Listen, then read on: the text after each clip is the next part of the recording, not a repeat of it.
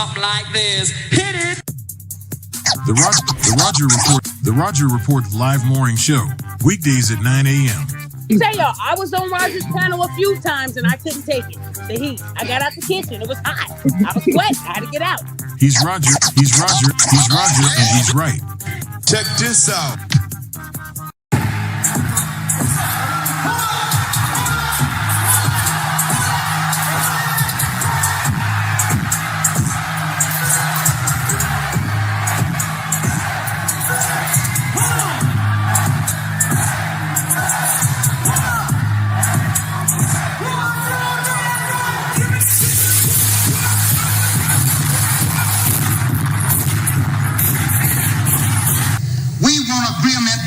We can live or die.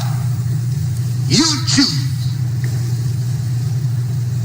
I have spoken to you a lot of times in hatred and anger, and you have not heard me.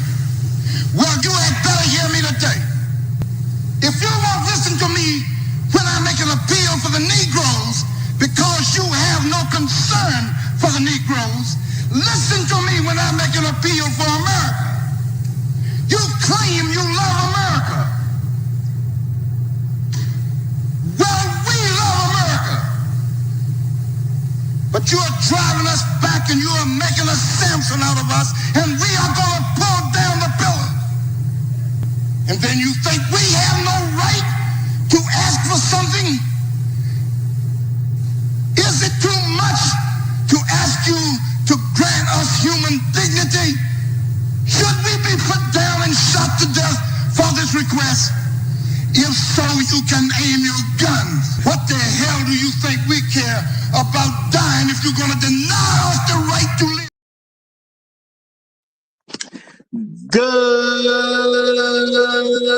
Good morning, folks, and welcome to another edition of the Roger Report Live, the best show on social media. If you are new to the channel, go ahead and take a moment out to hit that like button, because this is where you're going to find the best content on social media, and you don't have to worry about it because you're going to have me right here to make sure that happens. And if you've already been coming to the channel for a while, then go ahead and hit that like button, because you already know what time it is, and you know that this is where you're going to get the best content on social media. It's not a mystery to you at this point. You've seen other people do it. You've even seen some people do it well. But what you have not seen is anyone do it quite the way I do it. So make sure you hit that like button. And everyone, yes, everyone, take a moment out to share the content, y'all. There are so many people who need to get great content like this, and it's just a small thing you can do to help the world be a better place. And isn't that what we want at the end of the day? Don't we want the world to be a better place? Of course you do. So share the content out. Share it through your social media. Share it through word of mouth, or even text someone's phone. But do what you got to do to help spread the word. All right, folks, we are back with another very interesting episode. We are going to be dealing with the subject of the women worth working for. The women worth working for, y'all, because they come in all shapes, forms, and sizes, right? They got different things going on about them, and as a man, you got to figure out which one is actually worth working for, because they, you know, in certain ways, they're going to put you through your paces. So you got to find the one that's worth working for. But before we go too far into this, first of all, I want to say shout out to all the people who give me views on a regular basis. I definitely appreciate it. And that's real talk. Shout out to all the people who leave comments after the stream. You're helping with the algorithm. You help growing the channel. So I definitely appreciate that as well. All right. Shout out to all the people who hype me up every chance they get. Hey, anything they use to, you know, help the algorithm that y'all take part in, you know, see a brother, man. See a brother. Give it to a brother. I know you can't do it every day. Okay, they only let you do it so much a week, I think it is. But every time you get a chance, man, go on hype me up. Go on hype me up, because, you know, I'm going to get it started. I'm going to definitely get it started. And shout out to all the people who hit that like button. Now, that's something you can do every single time. And when you go back and watch something, because you wasn't here when it was live, and that's what everybody should do. You should go back and watch the other stuff, too, so you can put the whole picture together But make sure you hit that like button no matter when you saw the video. And that's real talk. Make sure you always hit that like button. All right, y'all. Appreciate you. And shout out to the people who go above and beyond the call of duty. The people who become financial contributors at the channel. Okay, because y'all help me do very important work. And I can't do things the same way without you. So I definitely appreciate you, and I do mean it. And as I've said before, all money on the wood is good over here at the Roger Report Live. So I'm gonna say shout out to the one, the only, Lena, for being the sponsor of today's stream. Shout out to Lena. Okay, she's the sponsor of today's stream. You know, appreciate you being around, sister. Appreciate you being around. She even jumps on she jumps the link and get on stage from time to time. So shout out to Lena, okay? And that's real talk. That's real talk. All right. Now we gonna give a shout out to y'all know how I go. First one in the building. And if y'all don't know how I go, as I've said before, y'all, if y'all try to get on too early, I don't know why the system don't take it, but it just don't take it. But now if you come too late, you ain't gonna be first. So somehow you gonna have to figure out how to thread a needle, okay? Now I don't make the rules, man. I don't make the rules. This is how the system operates. I can't help you with all that. But I got to give shout out to my main man, who, whether y'all say it or not, he first, okay? He first. Salute to this brother. He is what we like to call around here the Highlander of today's stream. So shout out to Shark. You are the Highlander of today's stream. Somebody else may say, hey man, I was first. No. It's you, Shark. It's you. Okay. Shout out to you, my brother. Shout out to you. I appreciate it. That's no diss to anybody else, but hey, I'm gonna show what the system show. It is what it is, y'all. Shout out to my main man, Trey Bentley. Follow him up. Hashtag long live the habitual line steppers. Hashtag Negroes in the wilderness. Hashtag dignity over vagina. Hashtag Al Gore's babies. Hashtag Hail Hydra. Shout out to you, my brother. Shout out to you. My main man, Tunnel Runner's coming in. What's good, my brother? What's good? Glad to see you. Glad to see you. We got Hot Sauce Flop following in right behind him. Great to see you, brother. We got the Righteous Teacher in the building. What's good? What's good? Brock is over here at the cool table. Glad to have you. Glad to have you. Aja Bay is in the house. Great to see you. J Bay is in the building. Glad to see you, brother. Glad to see you. Bucky, what's going on, my brother? Glad to see you. Glad to see you. Superstar Jay Quick is at the cool table. Glad to have you. Afro Merchant, what's good, my brother? I'm listening. Shout out to you. Okay. Looks like we about to get started in a very interesting subject, y'all. The women worth working for. Now, as y'all saw, I put some very interesting clips. What I like to believe is very interesting, because shout out to Bright Star. I see you popping in. Some very interesting links, y'all. 3 women's story per se, okay? A piece of a story. And I gotta say, y'all, when it comes to being with the sister, man, some of us, we're gonna have to start thinking about this, you know, from some more financial perspectives. Okay, so you can better protect yourself. Okay, now I'm not gonna say relationships is all about money, but I know one of the biggest struggles you're gonna have in life is money. Okay, it's hard to get money. Okay, it's definitely hard to keep money. Okay, and when people know you got money, people make all kinds of plans for your money. You know, that's just how life goes. As soon as a person knows you got some money, they automatically start making plans for themselves with your money. It's very rare you're gonna come across a person who's gonna make plans for your money that's for you. Now they're gonna make money, they're gonna make plans for your money for them. So money is hard enough to get, you know, and it's definitely hard enough to keep. Shout out to nice sometimes. You know, yeah, you know, I do understand there's a certain stress and pressure that could come to people, especially when you're famous. You know, you put some fame on top of some money, you know, now, yeah, you may have a little bit more money, but that pressure probably just increases when you're famous. So everybody who, you know, you done made it into the NBA, you done made it as a NFL player, you done became a world renowned singer, you mess around, got a couple good jobs. Next thing you know, you're on a long running TV show, you know, different things, man. People gonna be coming at you. That's just the way the game go. That's the way the game go. Now we have some beautiful black sisters out here that have a whole lot of concern with what black men are doing, especially when they see some woman that they don't approve of. And any woman that ain't them could be the one they don't approve of. Let's just keep that real. Any woman that ain't them could be the woman that they don't approve of. You know, it's some sisters out here that they want to be married to black men.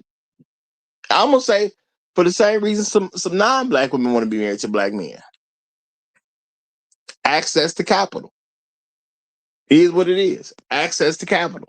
Now that's gonna go for rich people, but this is more common for poor people. Okay, it's more common for middle class. It's more common for regular folks, average people.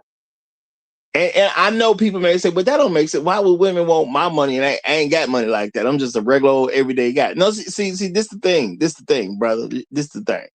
Okay. You pick out some rich person, he on TV. Okay. He all over the internet. Okay, he doing this thing, whatever it happens to be. You know what? It's a lot of stuff going on right now because somebody brought this to my attention. Chris Brown and Usher are gonna do a concert together. Okay, a lot of fuss going on over that already. Okay, I heard some dates are starting to drop and everything. Hey, I wish them brothers much more success. Very successful brothers. Okay, now I know sisters want Chris Brown money. Okay, they want access to his money. They definitely want access to Usher's money. But guess what? You, the regular Negro, they want access to your money too. and you know what? Somebody like a Chris Brown or a Usher, at least they got a team of people to help keep the hoes off them. You, my brother, you ain't got no team. You ain't got no team. So, we got to consider things in different ways, and we got to let things make sense to us. So there was some women in these clips, y'all, that did some very interesting things. But something I think black men really need to get a grasp on is our relationship to money ain't women's relationship to money. It just ain't the same. Okay. It'd be nice if it was the same, but it ain't the same. So they are able to do things that we just ain't gonna necessarily fathom. All right. And y'all know one thing that truly amazed me. I saw that clip, y'all. That first woman that talked. I swear she said she had a husband. Now I don't know what's going on with this lady. I just know what she told me. I'm gonna say everybody need to take some time out to pray for her husband. I don't know who her husband is, but I think he's going through it, y'all. I don't know who her husband is, but it's a very high probability that he is going through it. Okay. Now, hopefully her husband is extremely wealthy man. I'm gonna say that. Maybe she is a black woman who happened to be married to like an extremely rich guy, or maybe he was like a former NFL player or something. Who knows? Maybe he got a tech company or something. I don't know who the husband is. All I know is his pockets better be on swole. And this is some of the things that we are facing as men. So, y'all, I think men should not feel bad for women struggling from a quote unquote dating perspective.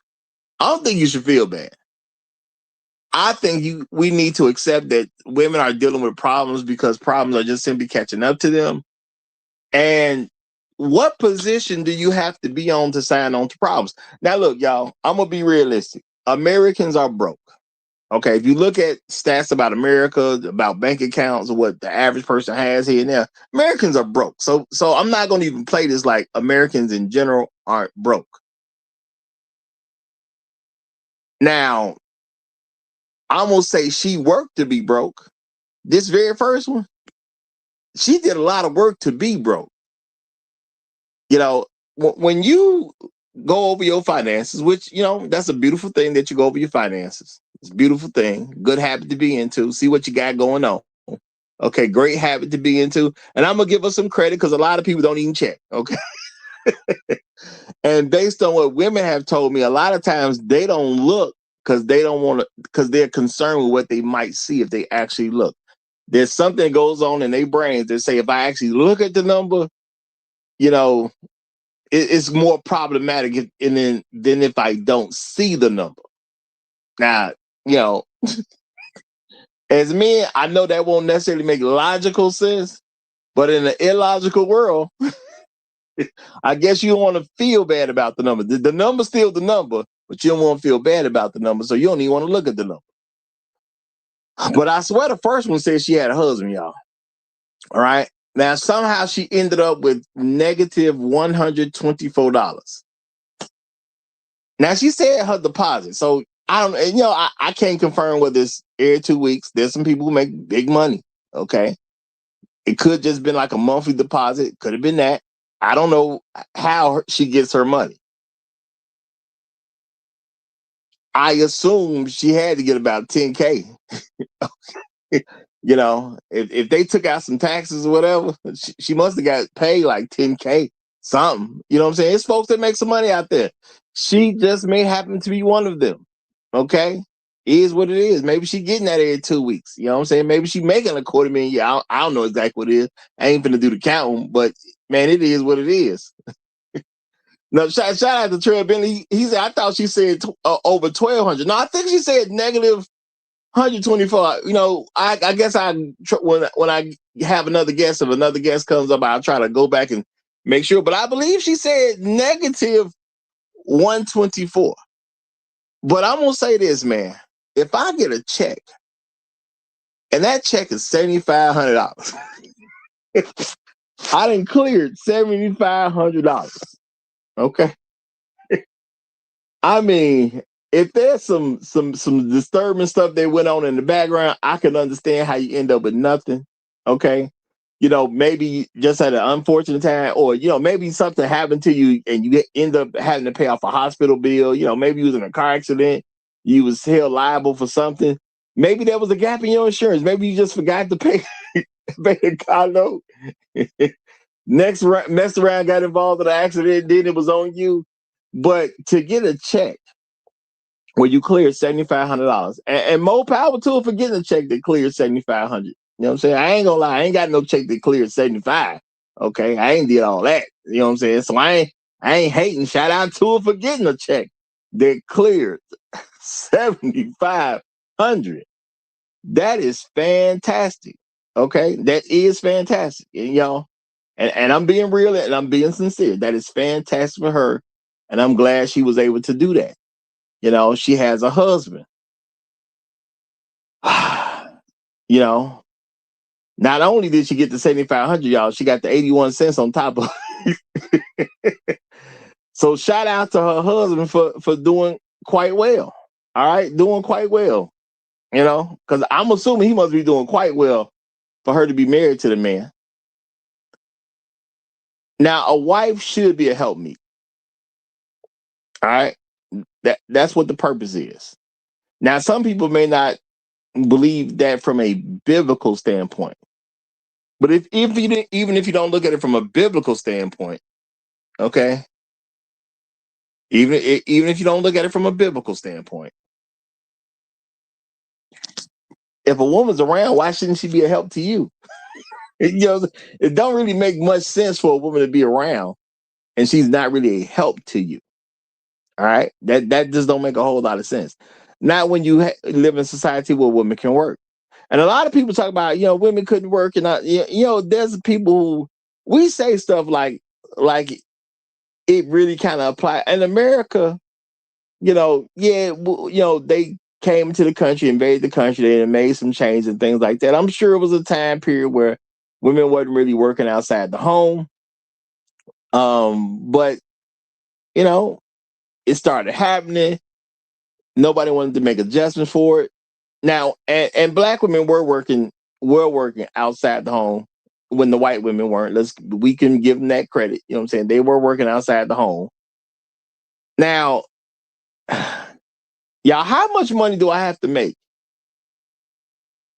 in order for me to find a woman? Okay. I find this woman to be beautiful. Now we don't know how long she's been married. She could have got married years ago.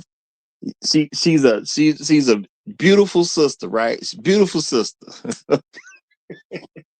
I find her, I just find her to be an amazing woman. She speaks like I want to be spoken to. She looks the way I want her to look, face wise, body wise. Got the right character, all this good stuff.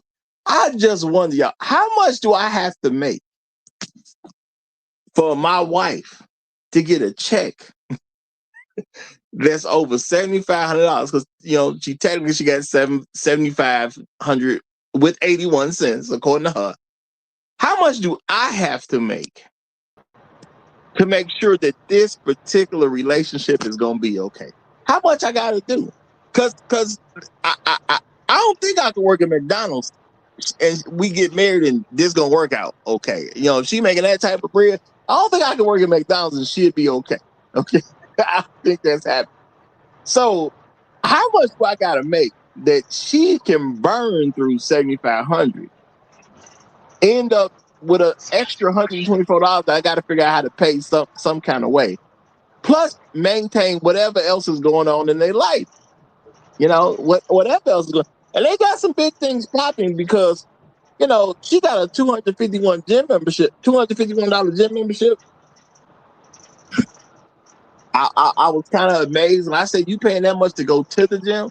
Somebody explained it to me. They told me what gym it probably is and all the different things they do at this gym, and it's more like a club versus a place to work out. See, I went to a gym to actually go get healthier, maintain my health, not be the old fat guy. That's why I went to the gym. I don't know why she going to the gym. Because when I say $251 for the gym, ain't that much. It didn't make sense to me from a comparison standpoint with other prices, because I don't pay nowhere near $251.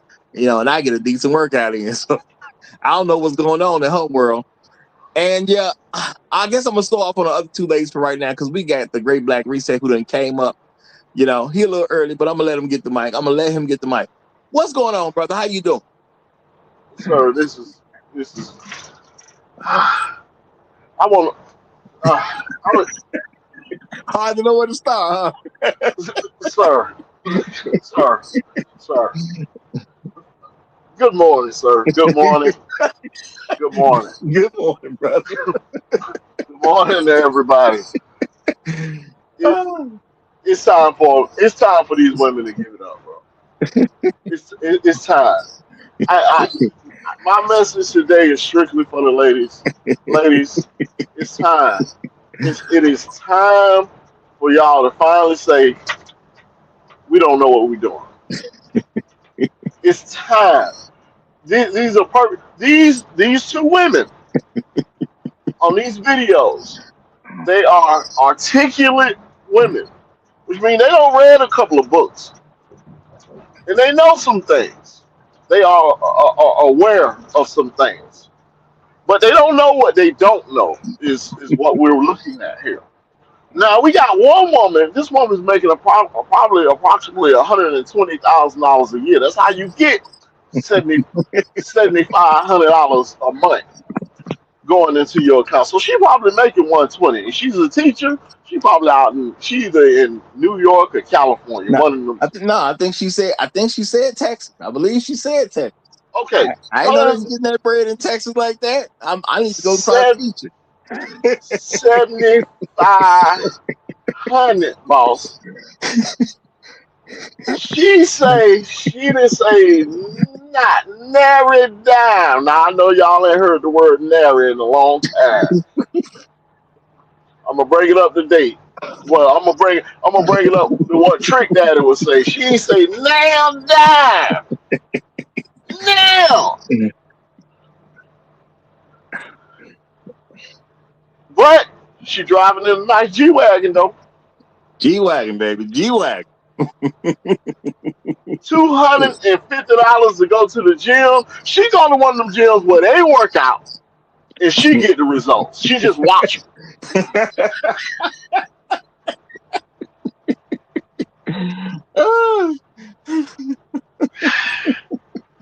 Oh my God. Okay, so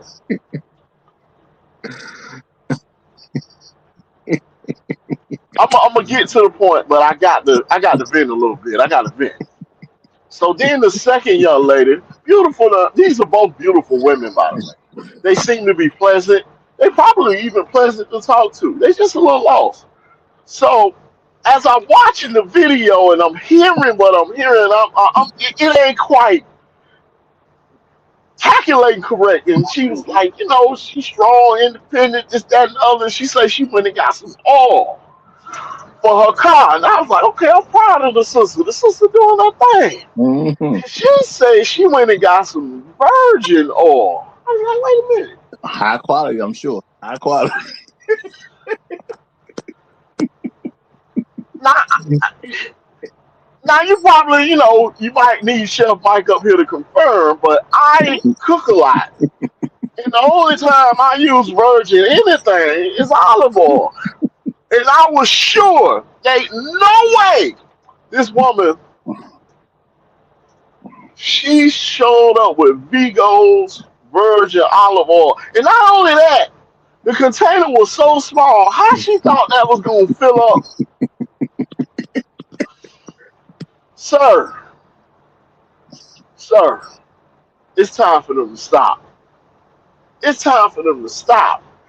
Listen, not only does she not know what kind of oil to put in her car, this also tells me she can't cook. She got two problems going on at the same time. Because for those of us who cook, virgin olive oil is a low heat oil. She finna set her whole car on fire. But see, if you know how to cook, you'll know that. I'm disturbed for reasons I normally would not be disturbed. I feel sorry for these women. They can't count. They can't count. Apparently, she don't know how to 75.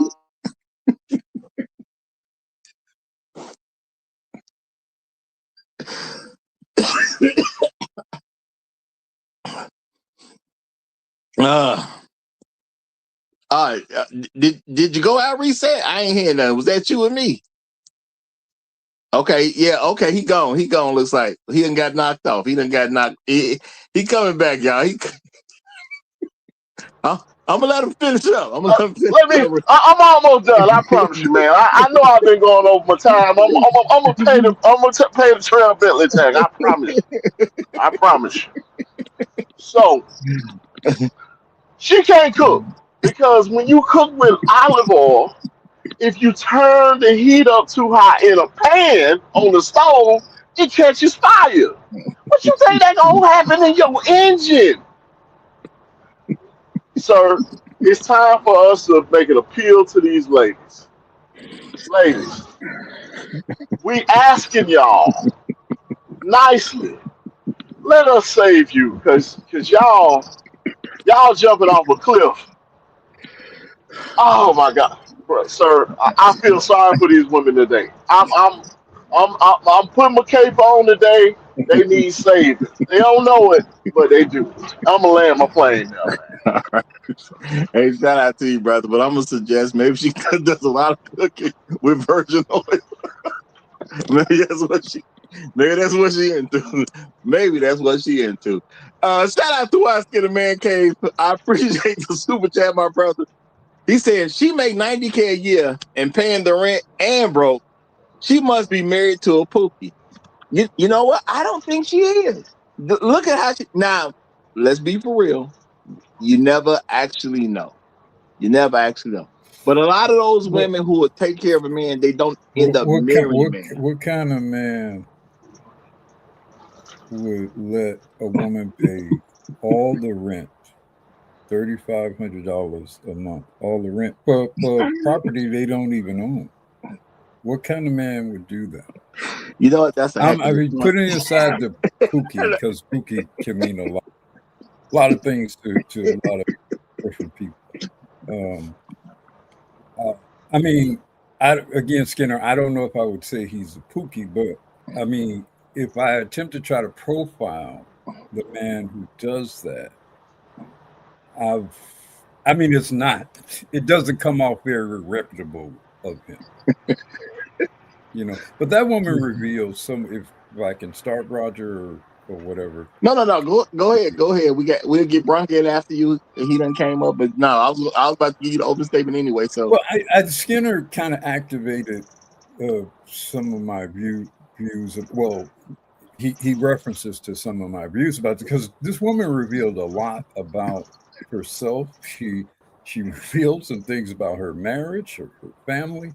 She revealed a lot about herself in that very brief period of a couple of minutes. She revealed that she won't be seen out here, and part of her reason for paying that $200 some for that a month for the gym membership is she want motherfuckers checking her out. How do I know she want motherfuckers checking her out? When she referenced to the gym membership, she did the little ass dip. If you don't know what I'm talking about, that little move they make when they want their ass to be looked at, it's a very subtle kind of thing, but it represents, I want motherfuckers to be checking me out here. So she revealed that about herself. She revealed that she $500 for food, but $250 for gym membership. You almost paying, and you paying half. You pay for gym membership. You paying them food. You paying $3,500 for a place to live that you don't even own. And this is the best part. After the month, and she's broken, she's short $100. She's got to borrow that shortfall from her friend. Now she's got a husband. She's got to borrow $100 for lunch money. Towards the end. It's crazy, man. It's amazing to me what women in general, but particularly Black women, reveal in social media about themselves. It is startling to me. I can comment about the other two women as well, but I'm going to let the other brothers get in. I'll double back to them later. All right. Shout out to you for that. And shout out to Landon. He said, stop blaming Pookie. This is what these women want. Hey, man, I will never blame a man because the woman chose to be with him. I definitely will never do that. You ain't got to worry about that over here. Not for me, anyway. I ain't gonna never blame the man because that woman wants to be with him so bad. That's her choice at the end of the day. That is her choice. But we got Bronk here. So, Bronk, I'm gonna let you get the mic, and then we'll get Big Booty Ugandan for everybody after you. Go ahead, Bronk. All right. What up, Roger? What up, chat? What up, panel? Man, I got a lot to say about this one, but I'm just going to, in my opening statement, kind of bring everybody up to speed on this woman's monthly budget because I wrote it all down as I was listening to the video. It's crazy. In a spreadsheet. Yeah. I had to put it in the spreadsheet, man. The financial advisor and me woke up on that one. So I'm about to put this in the spreadsheet and just list everything out as she gave it. So net salary, $7,500 a month. Hold on, before you go, I want to say right now, if she find this video, she gonna skip past this part. He just said financial advisor. You can't tell her nothing. But go ahead.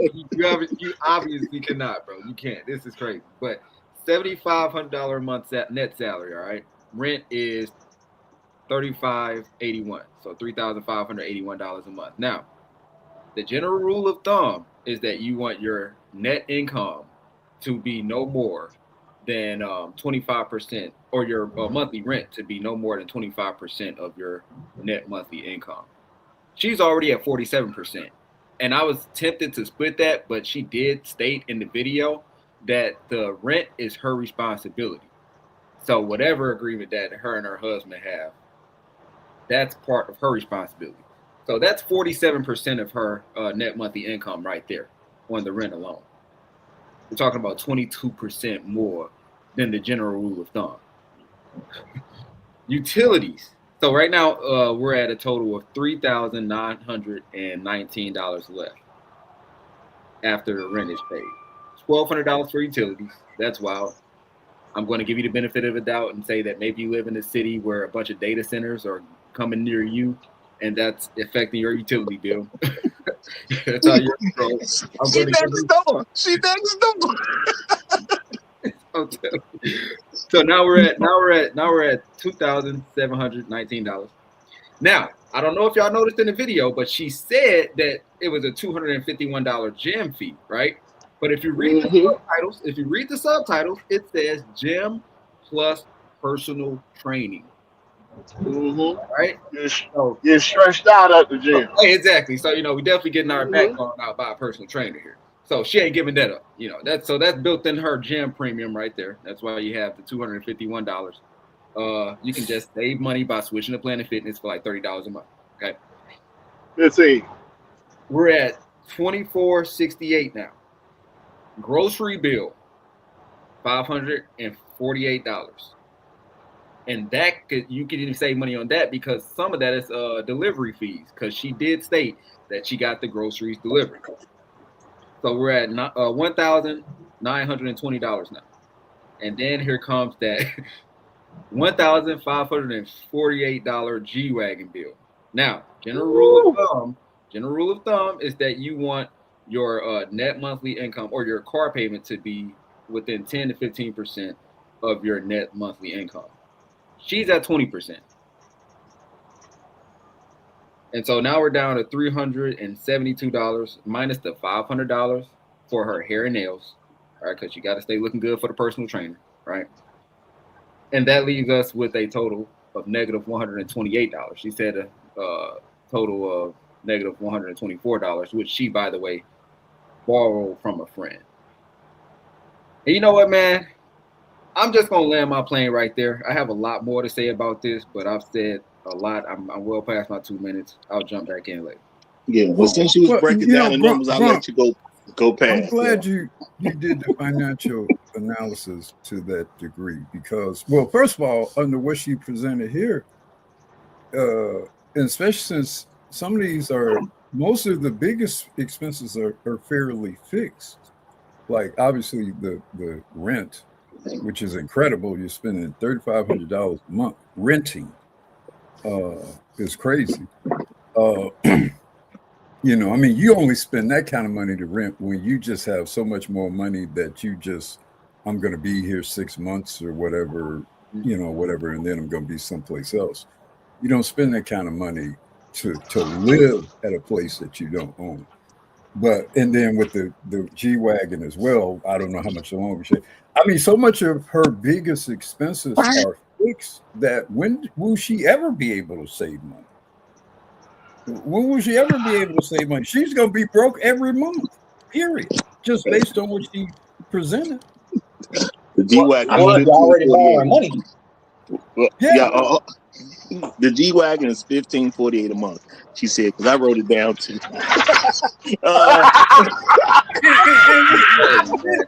You are a kindergarten teacher. You're not a corporate senior. What kind of kindergarten teacher got to roll up in a G-Wagon? Oh my God. We got one more guy, so I gotta give it to him. But I want to say shout out to that kindergarten class, all the different kindergarten classes she has anything to do with, because I swear somebody else gonna have to come behind and help them learn to count again.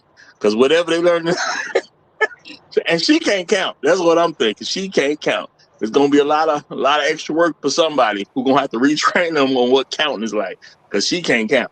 But big booty you got in for everybody. Go ahead, brother. Go ahead. I just got to say now, I'm not going to say I hit the jackpot. But what I am going to say is I think I can actually afford big booty Ugandans for everybody. And when I mean everybody, I mean everybody on this panel. Not everybody in the world, but everybody on this panel, bro. So I got some good news to say that I would like to tell y'all other, what's it later after the show begins. But I'm simply gonna say this when it comes to the ladies. God forbid, I would hate to be her husband and have to manage that bank account between her, because the amount of money she's spending on frivolous things necessarily is frightening. But we live in the year of the demon, so I don't know what we're expecting. So I'm just gonna leave it at that, man. But let me say first, shout out to this lady for getting on the internet. And I don't know why people do all this stuff. I don't get it. Because, she old enough, but she didn't grow up in it. The younger folks, I say, okay, they grew up with it. I kind of get it a little bit that they'll put all their stupid stuff on the internet. Now, I don't know why she did this at her age, because she looking like she approaching 50, if not more. You know what I'm saying? Because he could be a younger looking woman. I take that in consideration, too. Black Rule, you make a point about her going to kindergarten class in the G-Wagon. And I'm just going to say, y'all, she clearly headed to the Poe House. But she going to be the nicest looking mofo that ever rolled up. That rolled up to the Poe House, y'all. She definitely on her way to the Poe House. That's for sure. Now. hey, reset. That trainer who blowing her back out, that's the reason why that husband ain't helping to pay that $3,500 nut on that rent. He know about Daquan, the trainer blowing her back out. He said, look, the only way we gonna stay together, you got to cover the whole rent. That would explain that. I'm not gonna say she's just an automatic cheater, y'all. Even though the evidence kind of points in that certain direction, but I do want to point out that none of these women are quote unquote ghetto. I know we have this mindset that and women push this a lot. Oh, it's just them ghetto girls that y'all talking to, them project women. This problematic. If y'all would deal with some better women, y'all wouldn't get this type of stuff. None of these women look like terrible people. They don't look like terrible people. I wouldn't have expected her to tell me the things she said in this particular video just off the way she looked. I wouldn't have expected this. If she told me about her financial situation, I do understand Americans in general are broke and struggling when it comes to money. I get that, but I wouldn't have expected what she told me because, I'm sitting there, excuse me for thinking if you're getting a $7,500 check that you could take care of yourself. That's what I would think. Okay, you get a $7,500 check, you good. Apparently, I'm wrong. Apparently, I'm very wrong about that number. I'm very, very wrong about that number because I thought that was the number to make sure you was good. I am completely wrong. Shout out to her for making that clear. Okay, but I'm gonna slow down because we just got two more guests that came up, so I'm gonna go ahead and let them get in. Turn around and go ahead. We're gonna get Truth Teller right behind you. Roger, these sound like the girls in Atlanta. Some of these exes of mine, I think they are she said Texas, but I think she's from Atlanta because many women from Atlanta making big money, looking good. They drove me. I had to go to Columbia because they were doing the same damn things all the time. Baby, how can you make all this money and still be broke? They were telling me all their obligations, the vehicles they were driving, little baby Benzes, and some of them had the cars. They had their cars in the shop, couldn't get them out, and they looking at me. I said, no, baby, we got to do a whole financial update for you, and they didn't want to listen, so I had to go somewhere where people would listen. Can't be handling that kind of business, man. They all over here in Atlanta. They're all over here in Atlanta. Hey, my city got enough problems, bro. My city got enough problems, goddamn it. You know what time it is. I got I, women with red bottoms and driving driving baby Benzes, and I mean vice president of ATM and all boy can't and don't have no Wow, Vice money. President of ATM, he not lying. Oh my God. President Cook, I'll be like, you the President Cook, my lady? She be like, yes, I'm the President head chef cook, and I got she got a charge of necessarily a Hellcat. You sitting there looking at her like, I know you cheating. I know you doing some extra shit for that money. All right, well, let me get a truth teller here because he done came up too. So, truth teller, glad to see you, my brother. Glad to see you. It's gonna be. What up, glad to hear gents? your take on this one. All right, so thanks for the previous brother who jumped on and gave the financial analysis on what's happening and how crazy it sounds. So I'm actually going to take it to the next level. Both these two women are the exact same woman. And y'all not going to believe it, but it's true. The first woman says she makes $7,500 net, means she already paid taxes, which translates to about 100 and, well, it's not 120, it's like somewhere around 110 and change, somewhere between 110 and 115. But that she already paid taxes. Now, we all know women, they put the zero in that exemption thing so less tax come out their paycheck. So she's not even paying the tax she's supposed to pay. We know that already. But she already Truth, you going in and out, brother. We're losing you, Truth. We're losing you. Yeah. The democracy hit him with an EMP bomb. Are you moving around? Wait, they hit his ass, bro. Are you? Hold on. I'm stationary, but I got wind in. We was hearing you fine at first. Then you start going low on us, and then almost disappearing on us. Might be the signal. What I was saying was right here. Oh, you good? All You right, good cool. right there? Don't I'll move. stay put. So right now she's making over 100,000. She's not paying the taxes she's supposed to pay because you already know women are putting zero in that exemptions column because they don't want extra taxes coming out their paycheck. So she ain't paying into the system, first and foremost. Couple things she said about what she doing with her money.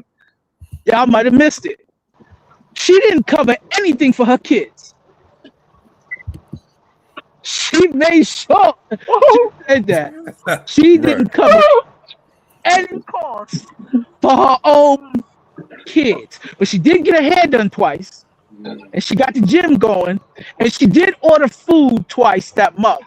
And I'm curious, if she didn't do nothing for her kids, who's eating that food? We won't go there. We won't go. All right. So fine. We get through all the other bullshit. She got to have the Mercedes-Benz. Just so people know, when you get a Mercedes-Benz, most women, if they go cheap, that means they did not take any of the warranty packages. When you get a Mercedes-Benz, you're paying anywhere from $500 to $1,000 a month on top of the car note for the services packages. Because the second you take it to a hood mechanic, it's out of warranty. So if they do have a Mercedes and they did it through and they want to get it legit and make sure it's covered, they're paying more for that service package. Her cheap ass didn't do it. She's paying $1,500 a month just for a car note. So we already know the second that Mercedes breaks, she got to come out the pocket to pay $1,500 for a headlight. What she also didn't mention is, because she said she was married, but she said her responsibility in that household is rent. What kind of relationship does that sound like if you're married, you got kids, but your responsibility is rent, and you didn't contribute nothing to your kids that month, but you got your hair done twice? What does that mean to everybody? Hair is important. It actually means that marriage is almost at the end of its rope. The dude was like, you just make sure you cover these bills. I got everything else. I ain't got to talk to you no more. Because none of her expenses had anything to do with her household or her family. It was just her. And she was broke after that.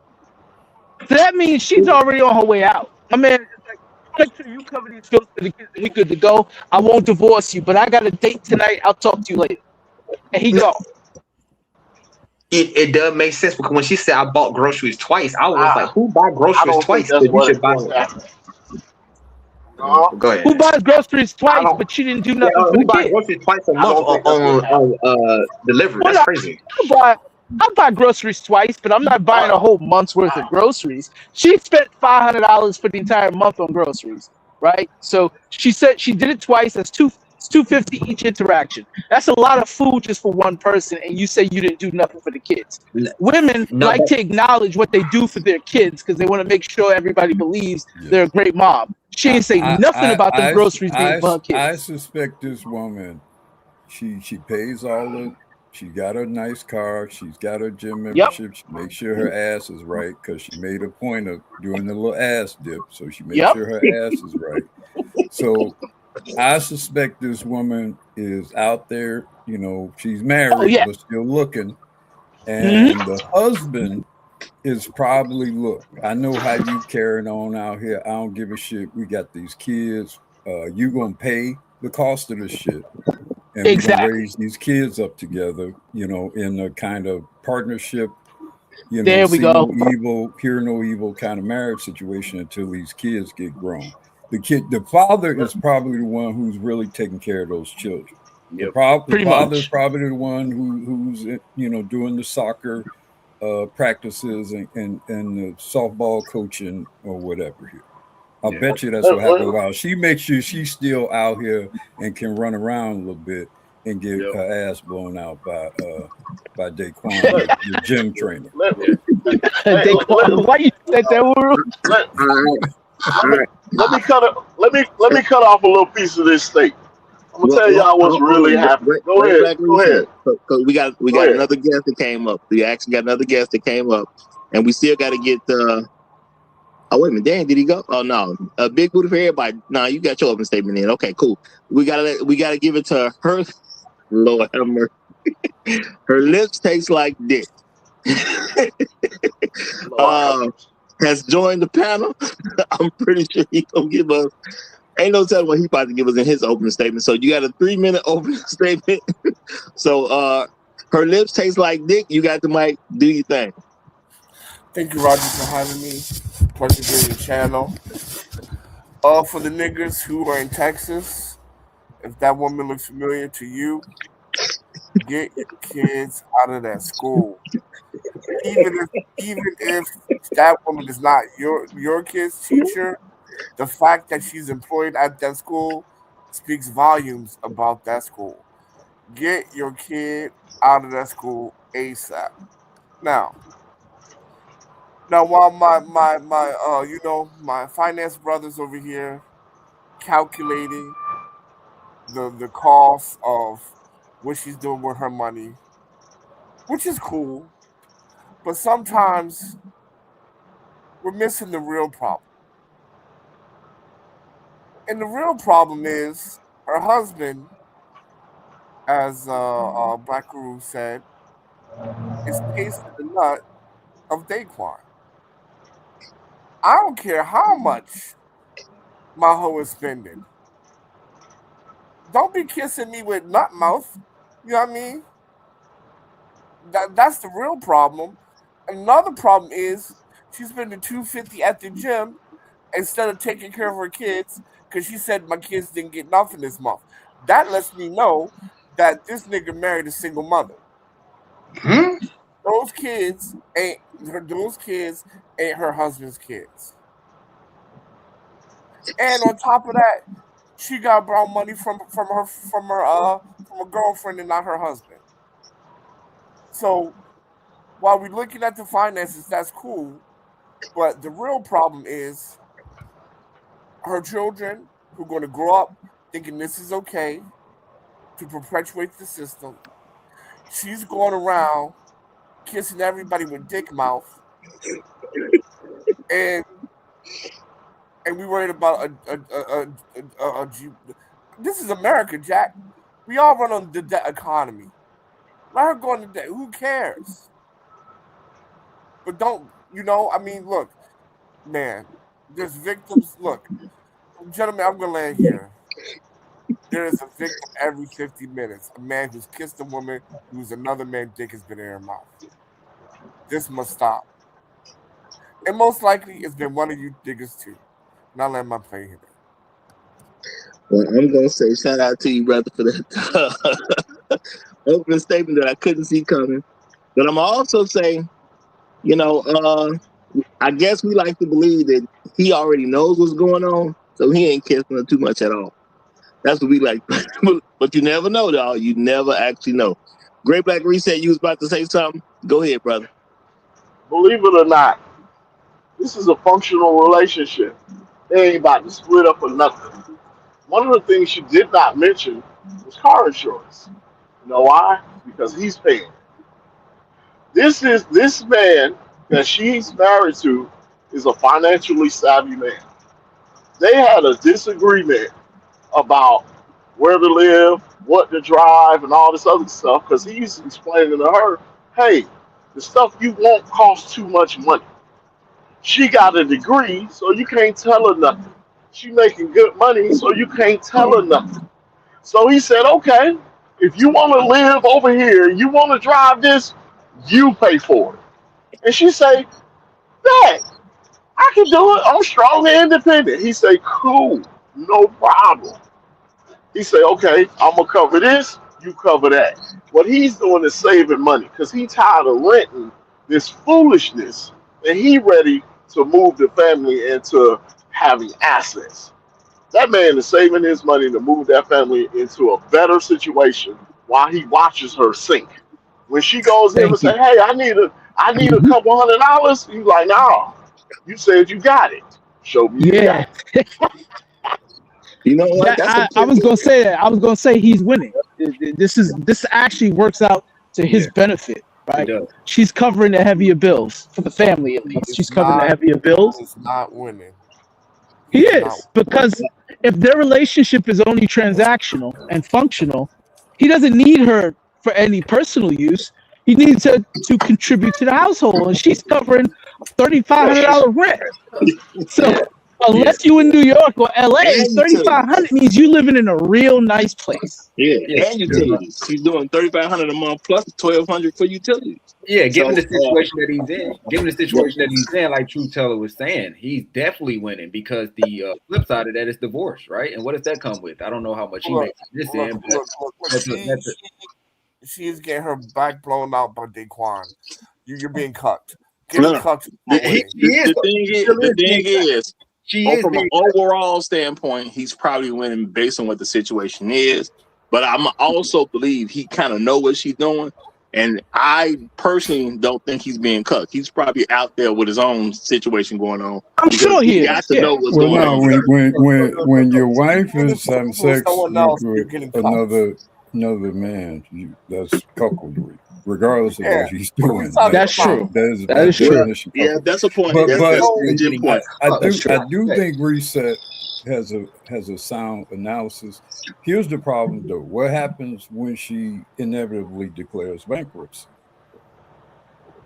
Well, I don't believe he's gonna allow it to go that far, but he's gonna let it go far enough where Well, she's based gonna say on what uncle. though? I mean, because she's already in a situation where she'll never be in the clear financially. And Correct, so if but something happens Or with her, I think he has her in the egg. This is his exit strategy, right?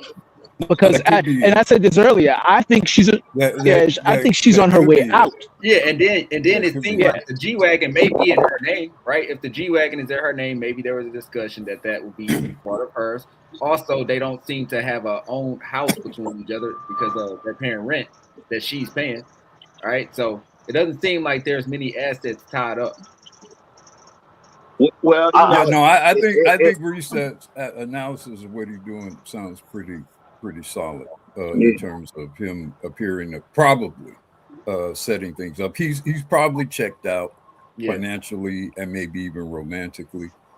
The way she kind of carries on suggests that they kind of are living somewhat separate lives, even just with her description of things doesn't really sound like a marriage couple. It sounds like it's her. She is married and she does have children, but I'm really doing my own shit. Basically, that's kind of how she described how she's conducting herself, at least from a financial standpoint. So it would appear to kind of align up with what Reese said.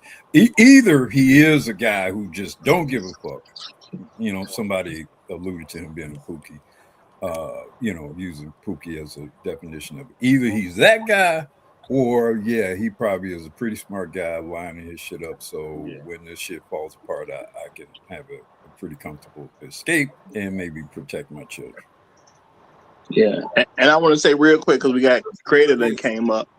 Now I didn't admit it. I ain't come for money. I can't tell anybody else how they live.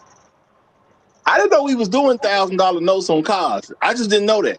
I was totally. I thought they did that on TV. When you Michael B. Jordan, he can do $1,000+ a month for a car. You know, you got to be on TV or something. You got to be in the NBA. You got to be in the NFL. You got to be a singer. You know what I'm saying? You got to be an actor or something. I thought those people might do $1,000. No. Am I that out of touch that we doing $1,000 notes now? Am I that out of touch? Yes. Yes, the average person I know is paying either $700, $800, or $1,000 for their car note, or they're paying together $1,000 together necessarily. So it's either the car payment is $700, and they might pay $300 or $400 in insurance. $700 is still a long way from $1,000. So I mean, I guess if you get a really, really nice car, maybe brand new off the lot, maybe you are paying. But $1,000. I'm just saying. For me, there's a mental block that once it's $1,000, I can't even consider that. I can't. I thought black people didn't even consider that at all. I used to work for Toyota. I used to work for Toyota Alexis Finance.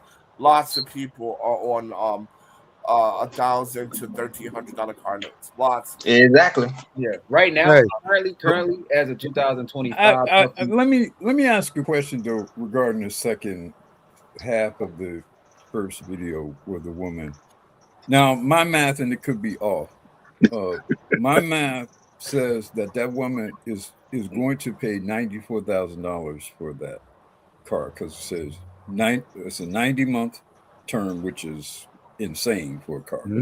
But 90 months, $1,000 a month, and then there's a $4,000 down payment, so it's $94,000.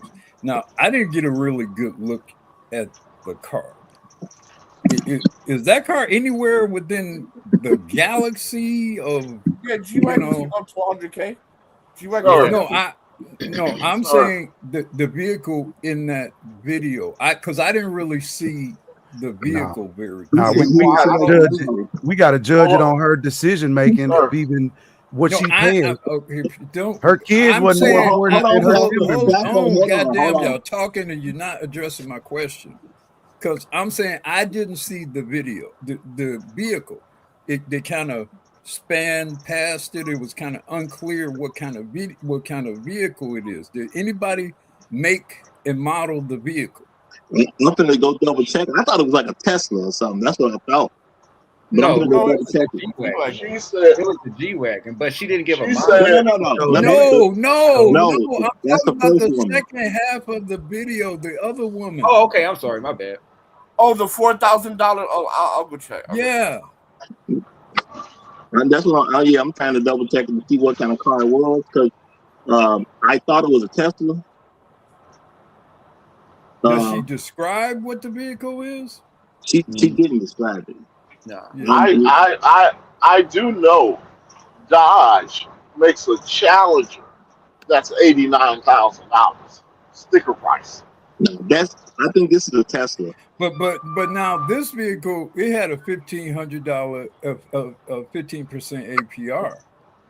So this, and I was trying to say, okay, what's the cost of this? And then when you add on it, so I was just trying to get some sense of whether what she was paying was anyway in the ballpark of the value of this car, of course, adjusted for interest. I stopped financing cars when my payment went north of $400. I stopped. Yeah, well, Roger, it definitely wasn't a Tesla though, because she was putting oil in it. No. Those two No, different units. Those are two a different whole. units. You guys are confusing. You guys are I'll go confusing the back. scenes. We saw 3 different scenes there. 2 Okay, I'm thinking were on one video, and then a separate scene on another video. Oh, It's okay. a Tesla. And It's that a was Tesla. Okay, I must. A Tesla. It's a Tesla. It's a Tesla. So what would be the because I don't know. I don't keep So track. Tesla, it would be like a Tesla, a Model C, I believe, and then depending on leather seats, and then the technology she has inside, leather seats, moon roof. Depends on Yeah. which. Yes. And how many batteries she has. And what that interest rate looking like? How large? I mean, that's just that's a financial disaster there, man. That's a financial disaster. That car won't even be on the road before she's done paying for it. That's the truth. 90 months owing that car. Our lovely ladies, when they go to the car dealership, when those people hand them the paperwork, they look at how much the monthly payment is. And if that monthly payment is smaller than the gross of their check, they buy it. No, but That's how also, they buy cars. Also, it's a used Tesla as well. It's a used Tesla. God. They don't think that's about a financial disaster. Oh, find the videos of the girl that was That's proud a to financial pay. disaster. Yeah, it has to be a used Tesla, right? Because Teslas start out at what, like 80 something. So if she's paying 94, yeah, but if she you got her problem, her credit has to be bad. So you look at like 20%, 25% interest rate. So that can't be a new Tesla if you pay. Yeah, I'm looking at a brand new Tesla right now. I see one going for 75, basically 76,000. It's new. Yeah. Do any of you know how much it costs to replace the batteries in the Tesla? So no. At least I'm 15 wrong. bands. I'm wrong. She can probably get. She can get probably a model. She can get a Model X. A Model X. Well, you know it's crazy. Model X, looking at it, What up, fellas? What up, fellas? Yeah, platform. Go ahead with your opening statement, because my bad.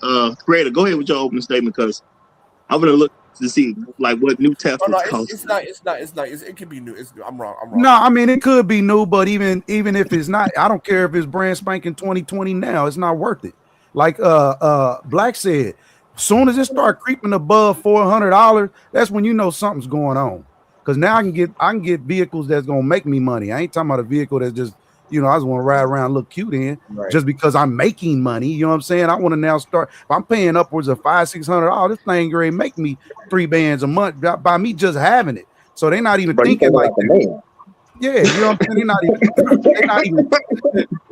They're not thinking like that. They're not thinking that this thing is gonna, generate anything they do. A lot of times, it's not gonna think about, hey, how can this be a value to me? It's, hey, how can I look cute? Now, what interests me was the teacher and how she said she named all her debt, and then she went in to say, well, teachers really don't make no money. And she said, hey, my eyebrows or eyelashes was like 500. I didn't have no money to put into my savings. I couldn't do nothing. Hey, I got to do this gym membership, but boy, I had no money to give to the kids this month. I was like, goodness gracious, that is the epitome of entitlement and selfishness. And I'm laying here. Age is not your friend. When everybody young and cute like this young lady right here, she really thinks she gonna look like that for the rest of her life. She don't think that's exactly what they all think they look like forever. You understand? Those the value that they got forever. It don't matter the wrinkles, crinkles, attitude, none of that. And I'm not beating down. We just trying to want to give y'all an example of why a lot of us don't even want to debate with you, because your delusion is crazy. It's almost like trans. I gotta participate in this delusion as if you ain't crazy. Okay, so when you do the analysis of the principal on 90 payments of $1,000 at 15% APR, That comes out to close to about $54,000 principal. So she's spending she's spending $58,000 with the $4,000 down payment. Yeah, that's a model. That's a Model 3. It's like 54,000. I love So having that would be finance people on the so it panel, would bro. be around that range in terms of Okay, so now she's paid just as much for the car or in interest payments and probably penalty too, because you can't forget penalty too, late payments, and then every time you late, you know, interest accrues on a daily basis. So if you post accrue it on 30, you know, and you didn't pay your payment until 45, you get there's another 15 days. Yeah, in I it. mean, we know she's gonna be late, and she's gonna. All right, so that's what get I can Yeah, afford it. and hopefully dodge a couple of repos or potentially. All right, then you got that, and then that's what get them far in the position that they're in. 90 months is a long period of time to dodge some repos for a woman like this. Okay, listen. I'm gonna tell y'all one more time. This is how this happens. These women go to the car dealership. The car dealership say, "You got check stubs?" They say, "Yeah." Listen closely. Whatever the payment is, if it's less than what the check stub says the net, they buy it. Then they leave there. They go to the furniture place. They say, "You got a check stub?" They say, "Yeah." Whatever the payment is, they buy it. If it's less than what the net is. I actually think. Wait. Hold on. I think it Hold on. somewhat works in reverse. No, wait. I think what happens is that the car company tells them what they can finance based on their. No. I'm telling you what they. Right. You can afford $1,000 a month. I can. So based on this interest rate, and we can give you that over this period of time, and based on that, you can borrow $50,000 or whatever. And based on that $50,000, $54,000 plus the $4,000 you have on cash to pay down, this is what you can get. This is too. I think that's what's happening. No, I agree. I agree with what you're saying. I'm telling you how they go broke. Bro, that's too they much. Take that, they take that same check stub to go get furniture, then to go get appliances, then to go to the electronics store. They don't add up how much all those payments are. Okay. They just they in the moment. They in the moment. My check stub is bigger than the payment. And then later on, 4-5 months down the line, they like, why ain't saving no money? They've done that, and they've accumulated $30,000 a month in bills because I can spend this for 500 here. I can spend I used to sell cars, right? After you, we got to get the next guest in. Go ahead. I used to sell cars, and reset is right. When the Jews come in, they come in the last day of the month, and they're like, "We want to see your invoice, and I'll pay you $100 over invoice, no financing." When the Indians come, oh my God, you sit there for 7 hours negotiating over $30. Oh no, buddy, no, I told you I did is what I got. The interest rate is not right. And when black women come in, no money. They come in for the no money down. I got no money down. You just have to show that you proof of work. They come in with their check stub, and pretty much they just come in and say, "I don't want to pay more than $500, $600." And that's what they care about. They calculate how much it is in the long term. Like this one woman, we put her on a 5 fucking year, $500 a month Toyota Corolla. Oh, What year? That's 30 bands. Right. 21. 6-7 years old. So 6-7 years old. So basically, a Toyota Corolla is like 15 grand, right? By the end, she'll pay $35,000 for that at the end of the 5 years. Maybe. Yeah, that's 36 plus interest. Well, I'm gonna say this. Unless you on TV, I'm not comfortable with the point of saying you should pay $1,000 for any vehicle unless you on TV. Now, if you on TV, I get it.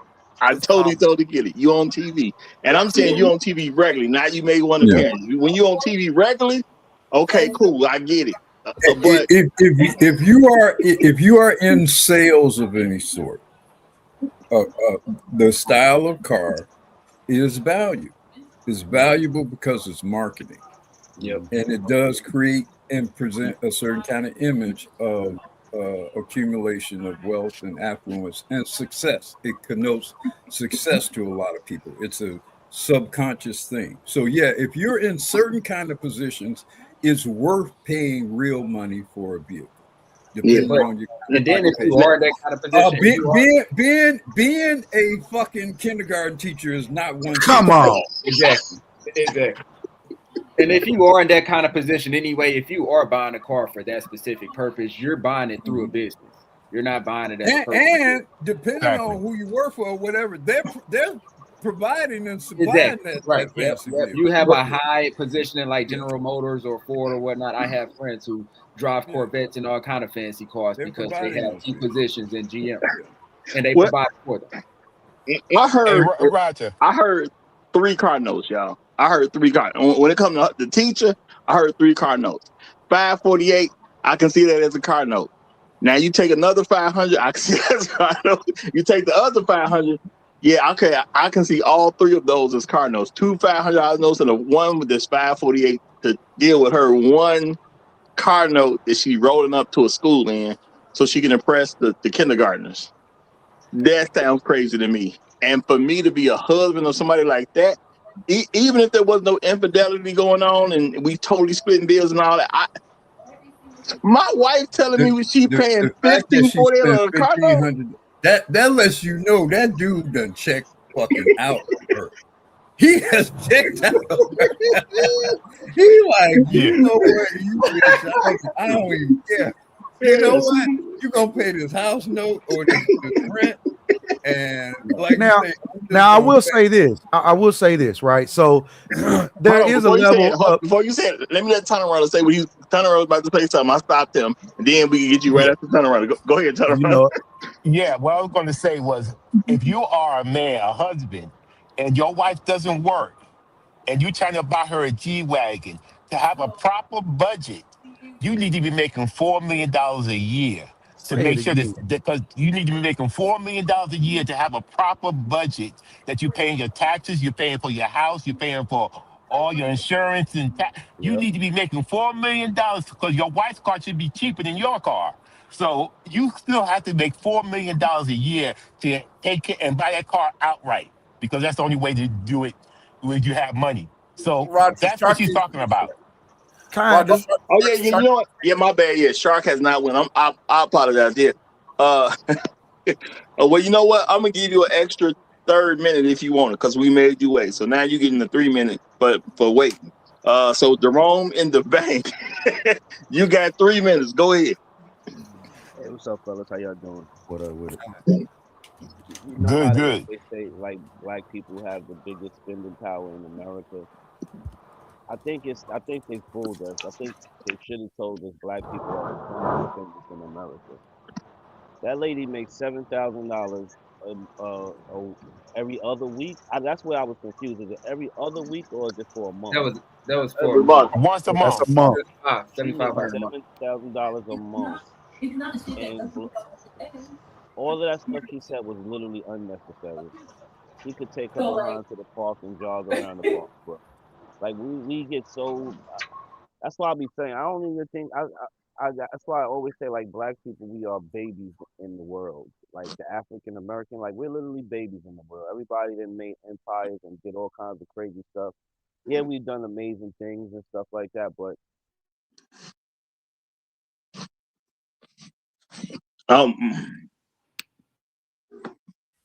yeah, we have done amazing things. Well, hold on. My bad. Shark, my bad. I hit the mute button on you by mistake. I was muting up everybody. I hit your mute button. Unmute yourself so we can hear you. Yeah, you hear me? We hear you now. Yeah, my bad.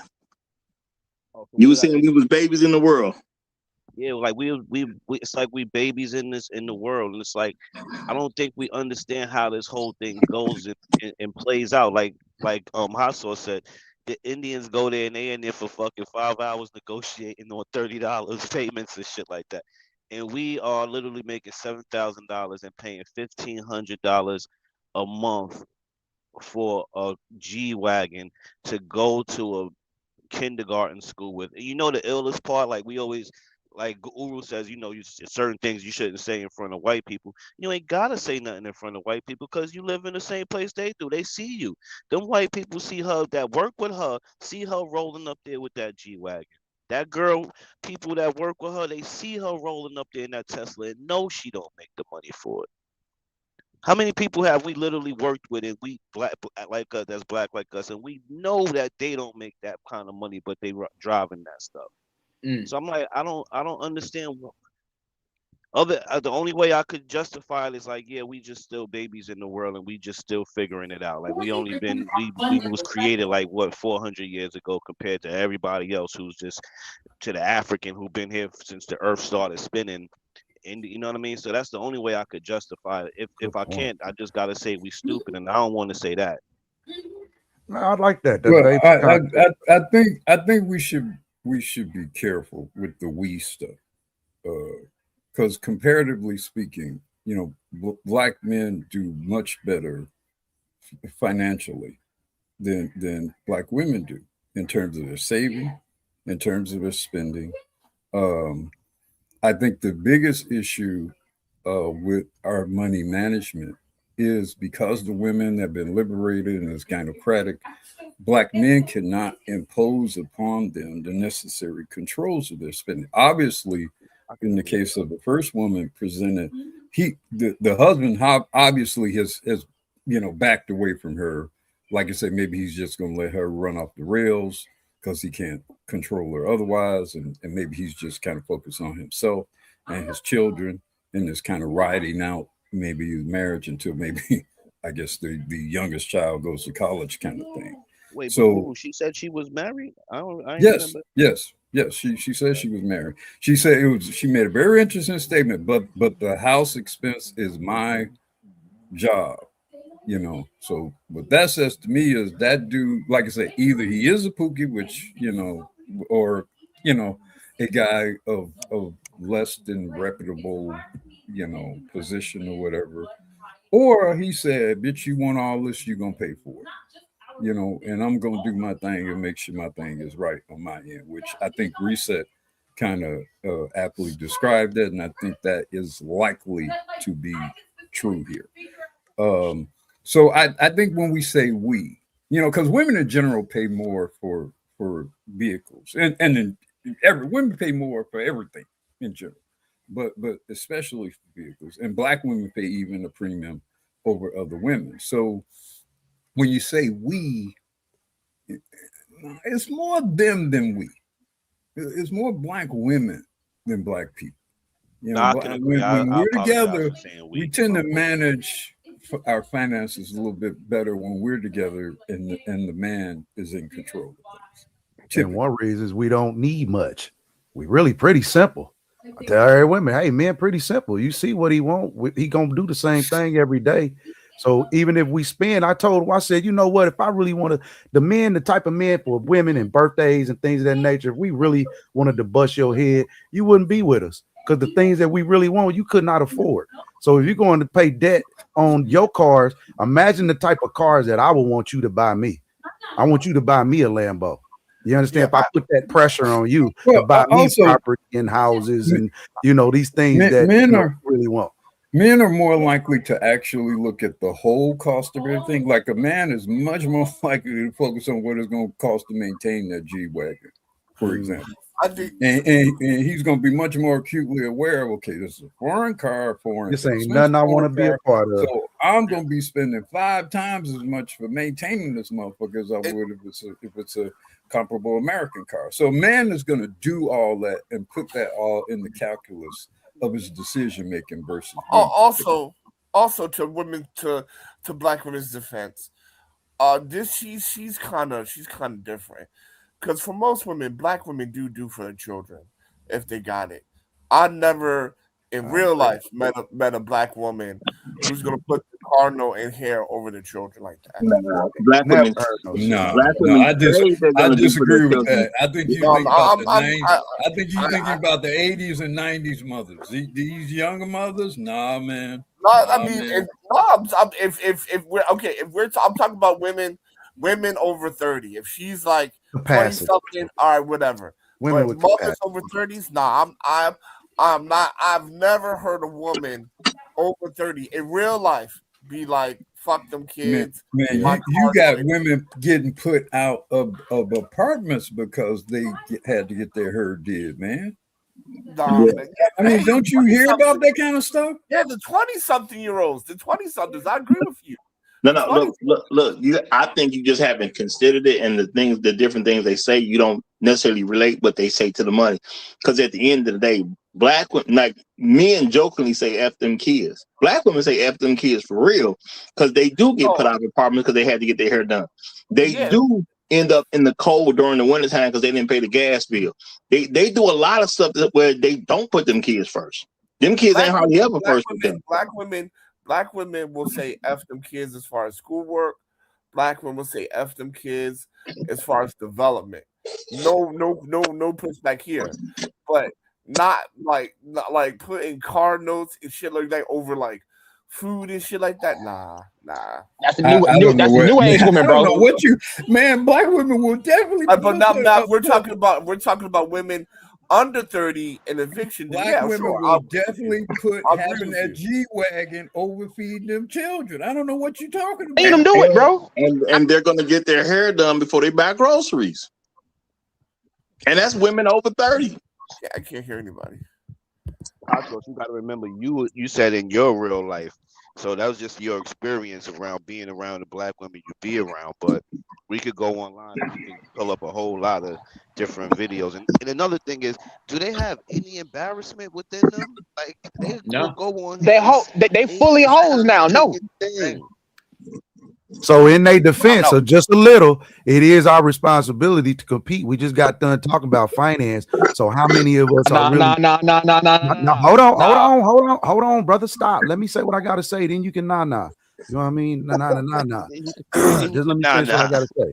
You know what I'm saying? But real talk. So now I'm just saying they gonna beat them, and we see that they out of line. So it's like, all right, at some point, okay. All right, I have a parent, right?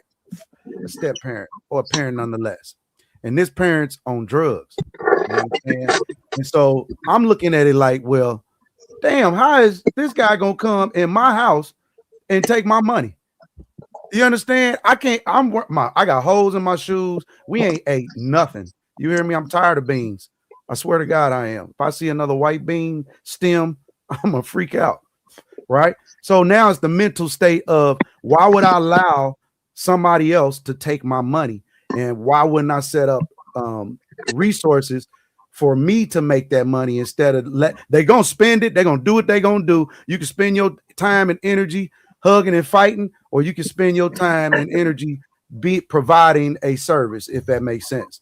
And so if we the ones financing the cars that they buying, it's almost, to me, would be a double win. It's like we got to kind of look at it a different way. They're going to go spend regardless. We can try to preach it to them. We can say what we want to say, but ultimately they're going to go get financed. And a lot of who they being financed by is not us, even though we understand finance. Well, I'm going to say, realistically speaking, whether some of us are just in a position where the woman's just not going to submit, which is the assumption of the husband of this first woman. Because what husband makes his wife, it's his wife. What husband makes his wife pay the rent or mortgage? I've heard, you know what I'm saying? Not the whole thing. You know what I'm saying? That's not normal. That's not a normal thing. Now that maybe that'll be normal in the future if you have people reacting a certain way, but it's not normal to find a married man and his wife is paying the mortgage or the rent. That don't happen. Some of them will have them pay half of it or something like that, but they're not making their wife pay the rent or the mortgage. I've never met a man who did that. So obviously, I'm gonna say, yeah, he's at a point where he can't control this woman, and I don't think he's trying anymore. So I do agree with that. A smart one. I keep telling y'all, The rule needs to be, if the woman is gonna be working in your household, the white man, every dollar should go to the household. Every dollar. Well, I well, agree. that's the I way it agree should with be, that. which is why, and I'm gonna redo that show again. I did a show called Check Please, where I talk about, the wife only gets an allowance. Period. That's just what it is. If she's gonna work, you as the husband got to get the blessing off her working for another man, because you give up a lot as a That's husband when she right. goes to work. So That's it's right. got to be a trade off You at should the use end of that the day. video as an example too, Roger. This Absolutely. video that you showed us is a perfect example to prove your point. Yeah, and I can't say the other two are married. I don't know, but I'm thinking from a realistic standpoint. I meet a young woman. I'm interested in her. I get to the point where I want to marry her because she's a certain kind of person, right? I want to marry this woman. When she tell me about that Tesla bill alone, I'm gonna think a second thought. So how many more payments you got to go? That's what I'm looking for. Is it 3? Is it 4 more left? But if you tell me, no, I got 5 more years to pay it. Yeah, and I'm just saying, I'm a single man, y'all. I did not know we was paying $1,000 car notes out here. I didn't know that.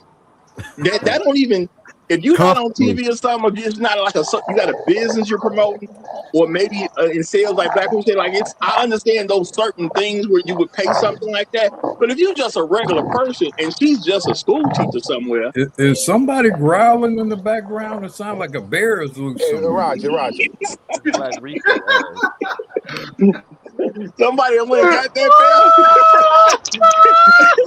They talking about the bell. Somebody went and got You one. should be wrestling with a I bear. would Save have the got the bear for bear. old bro. I got the bear for old bro, bro. That was me. That was me. But I'm just saying, y'all, But as a I want to understand 90 months. That's 7.5 years, man. 7.5 One years. vehicle, a 2020 now vehicle. 7.5 Sir, years. That's a prison sir, That's sentence. 90 months. That's not what sir, it's called for, man. gentlemen, they don't look that far. They don't look past their nose. And what's right in front of their nose is their pay stub. Is the pay stub bigger than the payment? Yes, I'll take it. They can't see That's Monday. it. They can't see Monday on a That Sunday. math starting to math out though. I ain't gonna lie to you, man. I And, I work I work with a woman. I was a corrections officer many moons ago, and our starting pay was $25,000 a year. That was our starting pay at this time. There was a woman working with me. Her truck payment for expedition was $733 a month. Mm. God, what you see what I'm saying? And you see how you That's looking more at than her like she, 25% of her pay. so you looking at her like she crazy because you know how much she bring in. Mm-hmm. That wasn't even the insurance Or Oh, gas. Well, or fuel. when your car costs more than a yearly payment, people know how much they make in a year. When the car costs you more than a yearly payment, you might be wrong. That's all I'm saying. You might be wrong. You might need to reevaluate how you're moving in life if your car costs you more than a yearly salary. If well, you if you don't get have I if you don't have anything saved up, if you don't have an egg saved up for at least 12 months, and I'm just saying minimum, being real, and you making money, you making a nice little piece of change above 100,000. If you making 1,000 a week, you should have a significant amount of money saved, and that should be the most important thing. See, what happens is retirement is not people's most important thing. Really, it's your first baby, right? It's the really everything we do, what I do, just me personally, as I do for retirement, meaning not necessarily I don't stop working, but I can work at my leisure. I don't have to, I'm not forced to trade my time, you know what I mean, for a dollar. If I want to do something like the guy on the internet, he does it out of love and he do it out of his pocket. You understand? There's people out here like that, but a lot of people are, most of us are not like that. And so, like I think Hassau said, or somebody said earlier, we're really moving based off of what somebody else put in front of you. I'm telling you what it is you're getting ready to do, and I've convinced you and your budget that can make that happen. But guess what? The banks have to be in cahoots. because the banks have to cooperate. These are the people that's financing this virtual quote unquote money, which is why the prices are inflated, because it's virtual revenue. It's not even, it's a promise to pay. It's a lot of promise to pay. All right, hold on, everybody. I'll freeze there. I don't want to go in too deep. No. I gotta say this now because you didn't say it a little too much, y'all. The Raj Report Live is not a place for anyone to come give financial advice. If you want personal financial advice, go to a financial advisor that you're willing to pay. Thank you. Yeah. Don't get it from here. Okay. I said something very non-specific. I just said if your car costs more than your yearly salary, you may want to think about things. That's all. You know what I'm saying? I agree. Listen. So first and foremost, I want to say this: if you want to, because I used to sell cars, so if you get those high-end cars, you have a middle class, nobody picking you up. That's really annoying. There's multiple women in the background. Who is that? Great. It has to be reset. Okay. No. I'm a married man. I don't move around like that, sir. Anyway, so let's look. I'll be making quick. If you want to buy a car, you try to buy those big boy cars, but you're on a middle class salary, go get a used one, right? They're heavily discounted. Mm-hmm. You go to your credit union, right? You go to your credit union, you get the money there. You do not finance it through the different dealerships. Do not do that. Mm-hmm. Go to credit union, you go get that, and then you go get your car, and you have terms you can live with. Now that's how the wealthy move. Now for the new cars, this is what you do. If you can afford it outright, you go on the last day of the month when they're trying to get rid of inventory. You do not ask them about the MSRP. Do not talk about trade-ins. You go in there and you ask, "Can I see your invoice?" Because dealerships have to also buy the cars from the manufacturer, right? And then the dealership will put $2,500, $3,000, $5,000 like markup, right? So you just go in there on the last day when they're trying to clean out inventory and be like, "Look, I'll pay you $100 over invoice, and they'll sell you the car." And then again, if you can't afford to buy it outright, you go to your local credit union where terms are much better. You get that money, then you go to the dealership on the last day of the month and be like, "Look, show me the invoice. I'll pay you $100 over invoice, and that's it. Don't talk about trade-ins or no other shit like that. Get the deal done first, then you talk about your trade-ins after." And that's how you purchase cars. Good job. Yeah, I would even go as far All that sounds great. I'm also say again, at the Raj Report Live, we do not give out financial advice. That wasn't financial advice, right? That was just like how to negotiate the deal. No, bro. I get what you're doing, but people would say, "Hey, they gave financial advice," which you ain't supposed to do. So that's all. No. That's how you negotiate. That's how you negotiate the deal. You don't talk about the MSRP. You talk about the invoice. That's how you negotiate the deal. Just sharing knowledge. Yeah, he ain't. I ain't saying you said anything wrong, brother. I just No, want to no, make sure you do not give out financial advice at this channel. It's a general disclaimer. There's no reason to take it personally. It's just a general disclaimer. Nobody. I said. But you continuing to refer to it, and it's not necessary. All I said, I agree. I said I agree with you. That's all I said. I agree with you. Okay, well, let's just move on. Let's just move on. Let me say this. Whatever you do, just don't do what these women did. The best advice I heard all day. But here's the other interesting thing about all three of those videos. And it's kind of a general, like the last woman with the olive oil. Now, I thought that was a skit. I still want to think that was a skit. That has to be a skit. But unless it was a manufactured scene, which is possible, very possible.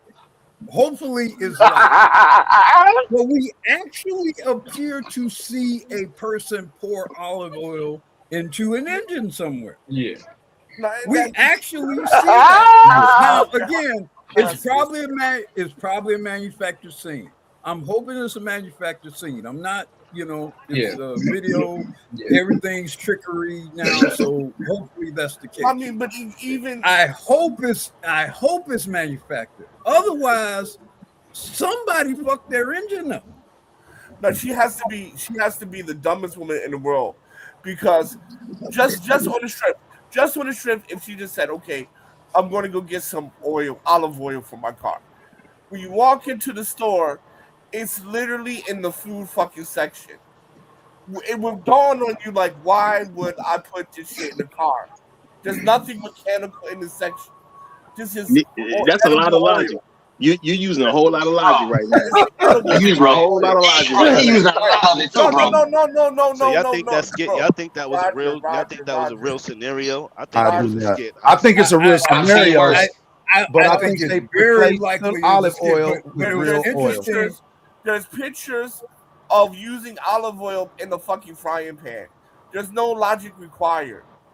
There's pictures that show you where the olive oil belongs, on the frying pan. No. I definitely understand what you're saying. I'm just saying. Well, when you look at and when you listen to that particular woman, I can definitely see her ass pouring some olive oil in the engine. Just based on by looking at her and listening to her, I can see that. Now I know that's a very discriminatory and stereotypical position to have, but that particular female, I could definitely see doing that. Man, no way, no fucking way, no way. Okay, well, let me throw this out here. Look, a lot of stuff could be skits, y'all. There's a lot of stuff that I've come across and I did not use because I actually started recognizing people's pictures and whatnot. And you know what I'm saying? I recognize an actor. I'll say that I recognize some of these actors in different skits. So I don't use none of their stuff. Once I see you a person that does or makes skits or whatever, I just don't use their stuff. Or if I use it, I'm gonna tell y'all it's a skit. I don't think this one is. I haven't seen that young lady around anywhere before. If she is an actor, she's a great one because she definitely had me convinced that she about to go do this.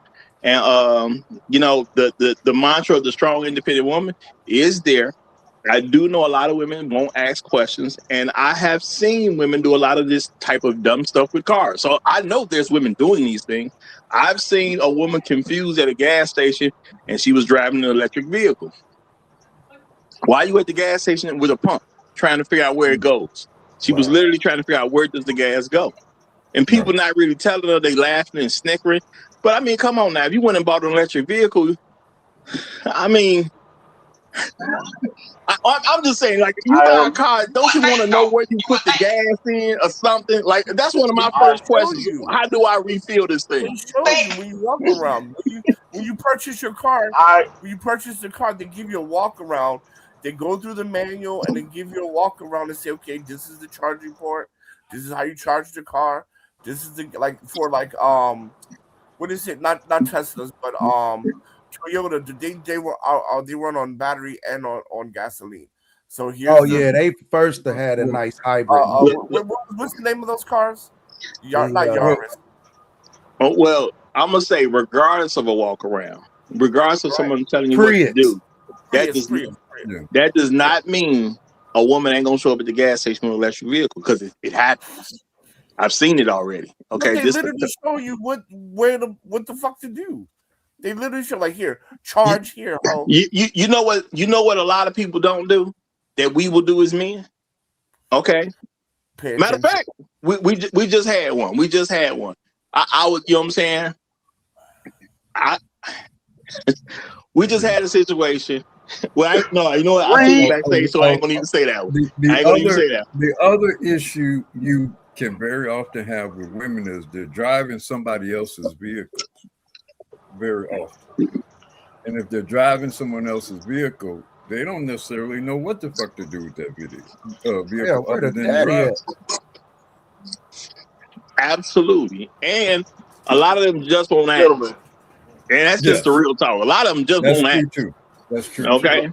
There's plenty of men that they know. They got brothers, they got fathers, they got cousins. Well, They that relate was to the somebody case. most of the time. That was the case in that third video. Again, was it a skit or not? Well, also though, now I think it's very irresponsible, even if it is a skit.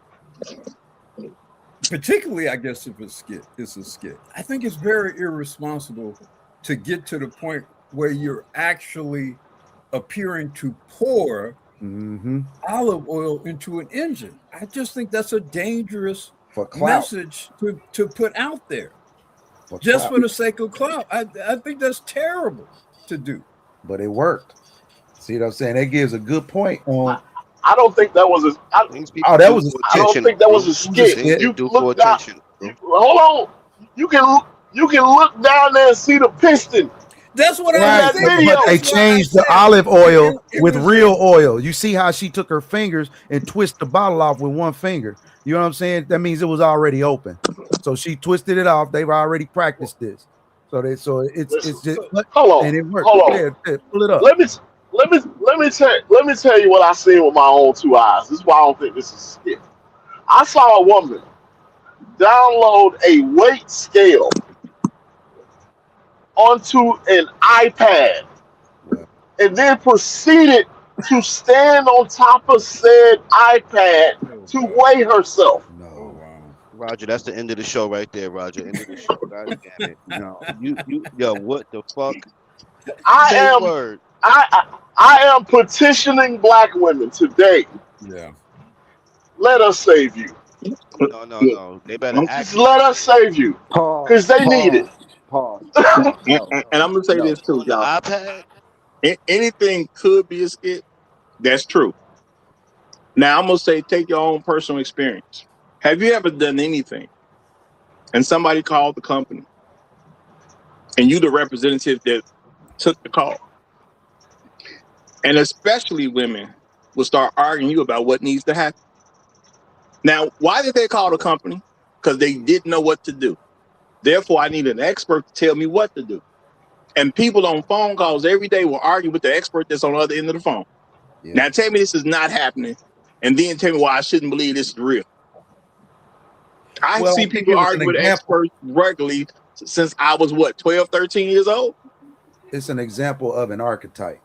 Like, I'm not saying that the video itself was an example of that particular archetype of woman. And that's why he's saying it's kind of scary that they put that out there, but it's real, how real people think it is. And that is truly an archetype of woman, real life.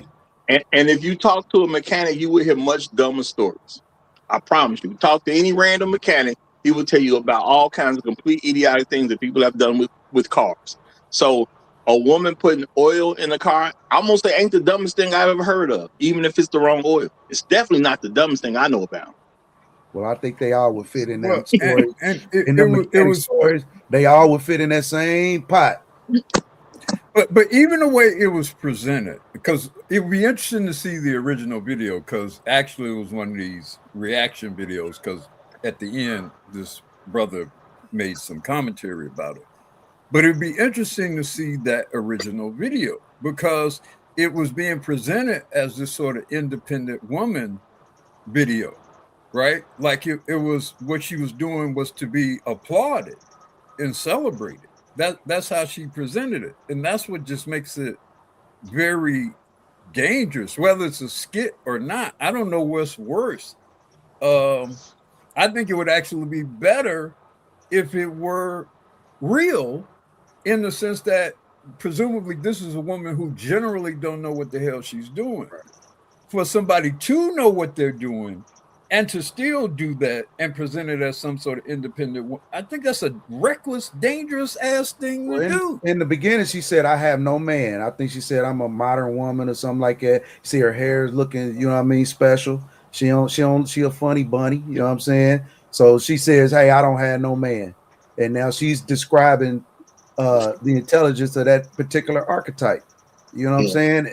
Even if it's false, that's what the archetype of woman that, you know what I'm saying? So I mean, it is what it is. Well, I'm gonna say this too. They had more sauce on it. The first two women could have been skits too. Heck, they should have been skits. Obvi. If you ask me, they should be skits. Are they skits? I doubt it.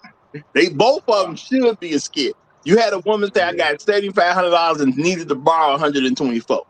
Okay. Another woman said, "I just signed up to pay $1,000 a month for 90 months." Now I'm not as financial as some of y'all. I can't quickly figure out the percentage rate and all that, but what I can figure out, $1,000 over 90 months. That means I add some zeros. This is way out what I'm supposed to be doing. That's what I can figure out very easily. 7.5 years. That's a 7.5 year note. What is the probability that that woman is going to be in and out of jobs in 7.5 years? Yep. That car is going to get repoed inside the 3rd or 4th year of that deal. All she concerned about is in 7.5 days she can make that first payment. That's all she's concerned about. She ain't worry about nothing what you talking about. Now there is a strategy to making payments. I obviously we all been in finance because I hear y'all talking and I understand that we all understand each other's nerd language, right? We start talking. I mean, I'm sure y'all got horror stories, and I got stories for days. And you, like you said, people are people and they just don't know. But interest rates and how we manage payments, and if you well prepared for your retirement, I say shoot for whatever it is that you want, right? If it's well within your means, obviously. But there again, when we start talking about being prepared for your retirement, meaning having, being properly saved up, because sometimes it ain't just you, like you said, it's you, a husband, some kids. You know what I'm saying? Now they all have to be prepared for their retirement, and then once all that's in line, right? Then so if you want to go get a Lambo, go grab a Lambo. I'm not fucked up. You know what I'm saying? We good. We generate revenue. We have our future prepared. We got investments. We got, everything we need. Now is a point where you just really can, you don't have to get in your own way. Go ahead and have some fun, go on some vacations, enjoy life. But that is not the further planning ahead is not what's going on. You literally sacrificing your future, which is why they say, and I'm gonna land here, why in 50-50, a lot of our community won't own nothing. We won't have any assets because people are very comfortable with, well, just shit, what's the payment?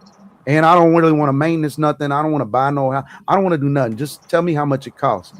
And then the world is going to force you to have to pay whatever it is they say that costs them. I'm telling you what the cost is. You're not making the determinations here. And I'm gonna say, y'all, I think there's a reality that a lot of us need to face. As a man, can I actually work with a woman like this? If there's a woman who's gonna put oil in the car, what kind?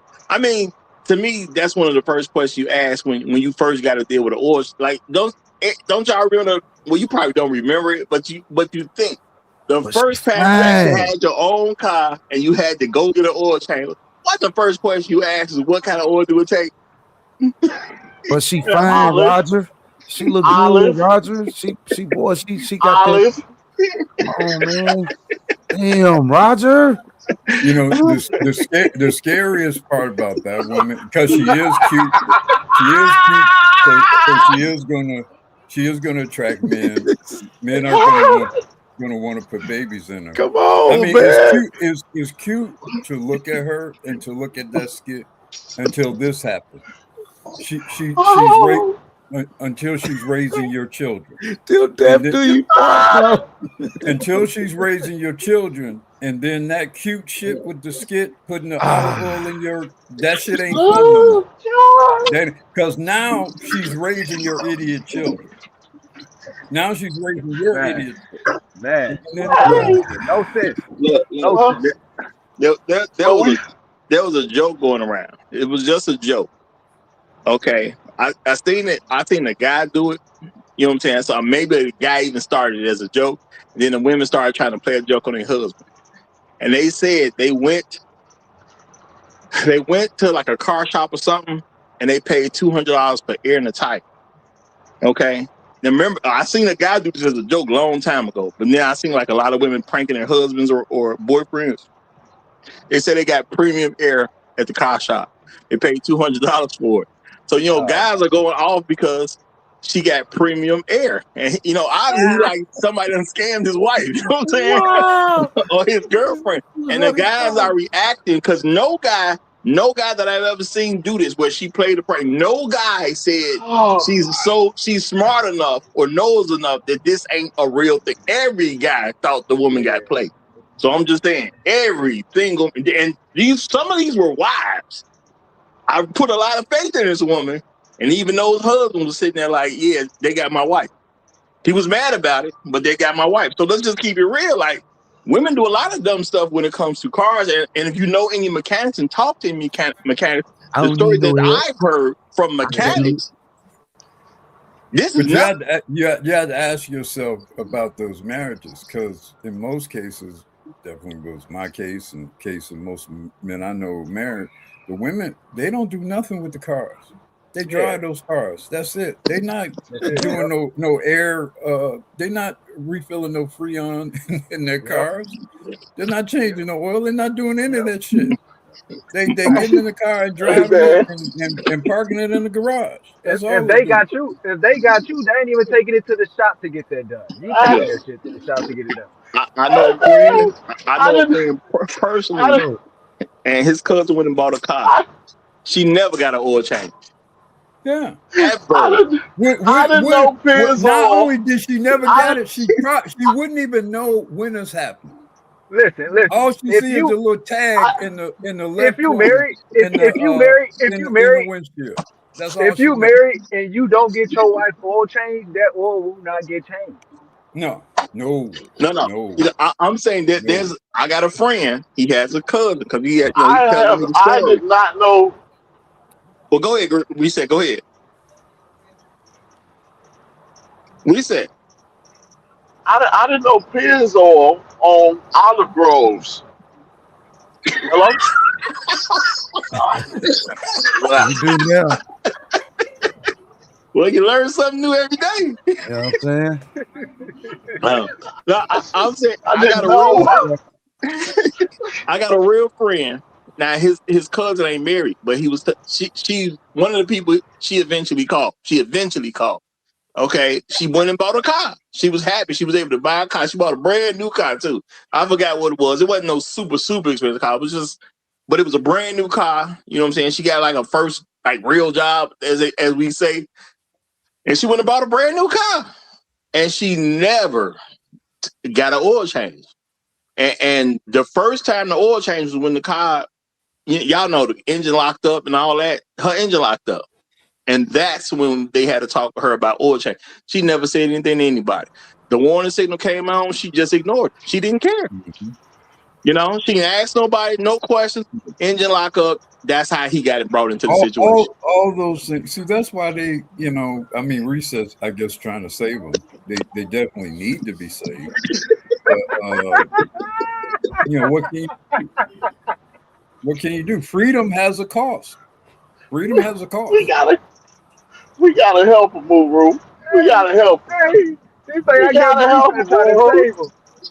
Hey, in the famous words of our brother, J. Cole, don't save her. She don't want to be saved. Bro.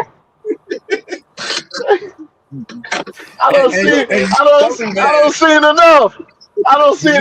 After this, I don't see it enough. Is married to one of them, and he done abandoned her ass, which was the case with the first woman.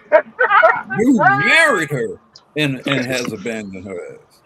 And he can't save her. I'm gonna say that. He married her and he can't save her. So if he can't save her, what we gonna do? Man. You know? And to me, this is the other side of why men, people starting to press. Men ain't trying to be in relationships, like something wrong with it. No. I come to you. I find out what your situation is. Your situation is just so repulsive. I don't want to participate. You know, I'm gonna say the young lady who bought the Tesla, because I'm sure that's a Tesla. A fairly attractive young lady. Would I give her a chance? Absolutely. But when I found out about what she did with the Tesla, I got a lot of questions at that point. Because how you gonna pay this $1,000 a month for the Tesla only? You ain't put no gas in it. Ain't no insurance on it. Ain't But no mates at that's the all. element of man, I Roger. thought you could help me, Roger. I thought you could help You know what I'm saying?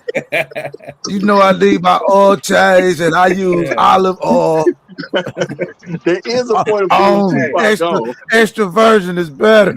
Hey, I want to drop a gem here, okay? Because there's something that happened in American history, at least, that's actually pushed this type of ideology in black women. There's a woman by the name of Betty Friedan, and she wrote a book called The Feminine Mystique. I dropped the name in the chat, just, but that was pretty much the second wave of feminism. That was the birth of the second wave of feminism. The whole summer of love, hippies movement, the sexual liberation of white women, all of that was kind of wrapped up in her going around essentially and sticking her nose in people's homes. And I believe she was a plant. But getting information on why. And really intentionally misinterpreting that situation to begin that second wave of feminism. Now, this was a time in America where you're a generation removed from the Second World War. So a lot of the men who were soldiers or working in the factories at the time, there was a wave of wealth that swept into this country as a result of that war. And so then the United States started to build out these suburbs. White people started to get into these bigger homes. And there was a lot of comfort and prosperity for that generation of people. Now, black families were living in a much different America than white families were at that time. However, a lot of our black women latched on to that second wave of feminism. And it really didn't show up really in full force until the 80s. But I think a lot of that ideology is really tied up in that this second wave of feminism that was really pushed to essentially liberate white women from their husbands. While these were mostly not black women problems at all. These white women were suffering from being bored and not having nothing to do but raise kids, cook their husbands a hot meal, Do and some they twat essentially swapping. got they literally had nothing to do. They got bored, but black women were side by side still at that. They was twat swapping too. Well, I mean, I do believe feminism has a lot to do with these type of situations because these women are clearly at a point. If you ask me, a man can't tell them what to do. The young lady with the olive oil, she kind of made that clear. You know what I'm saying? Now, yeah, I do understand there's always a probability it could be a skit. I don't necessarily personally believe it's a skit. And even if it is a skit, this ain't the dumbest thing I know that women have done when it comes to automobiles because I've talked to mechanics. Some of the stories I've heard are crazy. I'm going to say at least it was actually oil involved. So at least it was some oil involved, even though it was olive oil, but it was oil involved. But it do say a lot for that type of it's just saying an archetype of woman. You get what I'm saying? Just don't have fundamentals. This is what I'm just saying. I'm not I'm just getting what is out of it, what that represent. And it represent that, okay, you advocate for your beauty. That's why I was saying, like the little chicken it's right here in our visual. You know what I mean? It's as though this is what they think they're gonna look like for the rest of their life.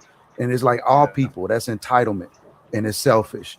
You know what I mean? Of course, if you're a beautiful person, you should accept, what comes with being a beautiful person.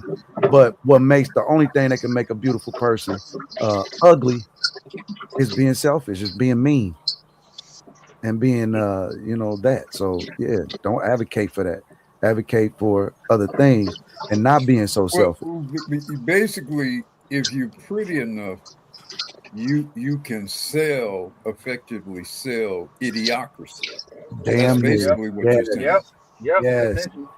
Yes, that's exactly what that was. Yeah. I'm disappointed in you Negroes. I'm disappointed. One of you Negroes supposed to walk up to that woman with that olive oil and stopped her and said, "Baby, I know you need a man. Don't argue with me. Just give me your number." Man. I feel you know. Hey, I feel you know. There would Like, definitely have been a time in America He where went there. if you saw a pretty woman and she popped open the hood of her car, it's gonna be a swarm of Negroes Come on, man. I ain't even want to coming say to that. Thank rescue God we that all woman the same. from making that mistake. That's how Black man. America in particular used to be. That's how it Today, used to be. today, That's why I'm telling you, today I'm putting together a petition. I need the women to sign it. Let us save you. I have seen enough. This is it. This is cherry on top of the cake. This sounds The, like a the, hustle. This sounds like some the, pip game you laying down. I hey, feel like listen. I feel like I'm getting I'm, ready to get abused. I'm taking Dr. Umar out the game. I got it Exactly. the right way. Well, Let I'm us gonna say, save you. I'm gonna say, That's a hell of a just last statement. night, come on, man. y'all. She don't want to be saved. I was driving. I was on the what we call the expressway. Some people may call them highways. I was driving on the expressway. I saw a woman last night. She's on the side. Obviously, there's something wrong with her vehicle. She don't even got the lights on, so I know this is she don't even know the game. You know what I'm saying? Because it's dark outside. You ain't even put the lights on. She said she don't even know the game. She She just don't know. out here. Yeah, she don't know nothing about what's going on. You know, man, I drove right on past her, y'all. I ain't even feel like it. You know, real talk. I ain't even feel. Come Now, on. I will ask the woman about her husband because I've done it before to see if I'm gonna do something or not. And I ain't really had nowhere to go. I just like, no, I'm just going to the crib, man. I ain't even finna stop for it this time. You know what I'm saying? So, and I think that's how it's supposed to be to a certain degree. Sometimes I'm just not gonna feel like helping you. And the way these women are, and I know she don't listen to me because it's nighttime. She's on the side of the expressway. We're not on the street. She's on the expressway, and she ain't even got the blinkers on or nothing. Who does that? A very uninformed person. That's who does that. So Man. I guess in that 2 seconds or 3 seconds I had to make a decision on if I'm gonna pull over or not, I just decided she don't listen to nobody anyway. What chance I got? You know, real talk. What chance I got? You know, and I wouldn't if I would have asked her, I would have asked for, her husband. If she couldn't produce a husband, I definitely gonna pull off on her. And that's real talk. I'm not helping you unless you got a husband. Yeah. And shout out to Landon. He said, if you look at the history of feminism, it's been demonic and witchcraft orientated since the very first wave. I'm going to say yes. If you actually look into feminine enough, you will eventually come to the point where you're going to find out it did spring from devil worship. Now, that's not a widely known thing. I'm just saying, I'm going to say that's a rumor. I'm going to say it like that. It's a rumor. In America, they burned the first feminists in America. The Salem witch trials. Yeah. Those were feminists. They, they deemed them. She's putting her mouth where she's not supposed to. She's encouraging riffraff and conjuring amongst. She moves like the devil. Yeah. She was cursed with the behind. Conjuring mischief of a horse and malfeasance amongst the good Christian women of Plymouth, New York. Yeah, but because we are where we are, I'm gonna say the devil worship part is a rumor. I'm gonna say that, y'all. It's a rumor that it comes out of devil worship. It's a rumor, okay? And I'm gonna say shout out to Urban Reed. He said Roster don't think women can work second or third shift. If you parked on the expressway, I don't know how you're gonna get to work. I'm gonna say. I ain't saying they can't work second or third shift, but how do you get to work when you're on the side of the expressway and you don't even know turn your lights on? You ain't put the blinkers on. Like, come on. Turn your that's step one. Y'all ain't even dealt with the most egregious part of that video. She can't cook neither. She can't cook. I mean, she could cook with virgin olive oil regular. She could. Would you actually want to eat anything? Would you actually want to eat anything that particular woman cooked? Seriously. No. Bro. If you got a ever mean cook with, fettuccine. if you ever cook with olive oil, and you put that on the stove in a pan, if you turn it up past medium, it's an instantaneous flame, bro. That car gonna blow up, You don't man. know how she like That's her a food. bomb. You Hey, don't know how Roger, she like her food. Roger, I have a quick question.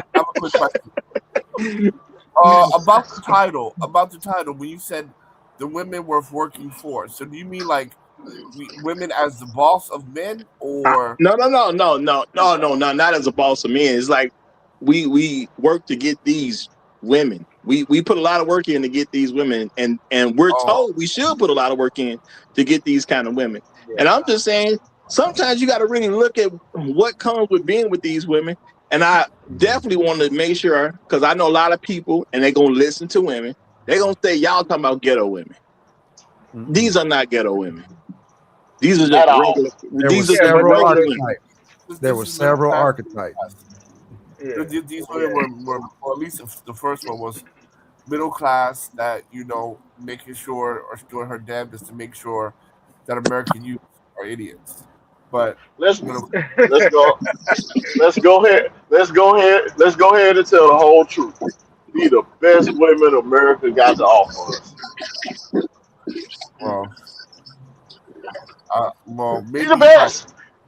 Maybe you're right. Hey, wasn't no long eyelashes. Wasn't no extravagant weaves. Wasn't no hair color or nothing. It wasn't even no quote They unquote ghetto talking. they wasn't ghetto or nothing. I not hear one of them women say bruh or none of that. No, but I'm pretty sure the woman in the G wagon definitely doesn't talk like that at all.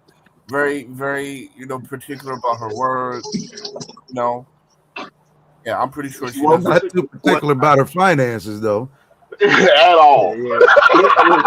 But yeah, there's an argument to no, be made though. These are basically the best women you're gonna get. Because if you're a yeah. guy that's in the open market for a woman, especially a sister, are you And really hot gonna be sauce, able to get better than this? really, that woman, we don't know how she talked to Daquan. You know what I'm saying? But see, She talked for the camera one way, but how she talked to Daquan? That's the real but question. see, one thing I realized, in my wise age, is that it doesn't all everybody loves Daquan. Everybody loves Daquan. Niggas love Daquan. Women love Daquan. Everybody loves Daquan. Well, you know Yeah, what? yeah. As you say You're right. that, Everybody loves Daquan, and some people some women, some men, some women may even mess around with Daquan. But do Yeah. you? But do you ruin your family and your future prospects for Daquan? Because a certain kind of woman will deal with Daquan a certain kind of way, will compartmentalize her life around dealing with Daquan a certain kind of way without damaging her family and the future prospects Well, of her children. So here's how it Agreed. goes. Here's how it goes. Okay, listen. Daquan got out fresh out the pen. Brock held a cookout for him because they were best friends growing up. So Brock, his homeboys, gave him a welcome home party.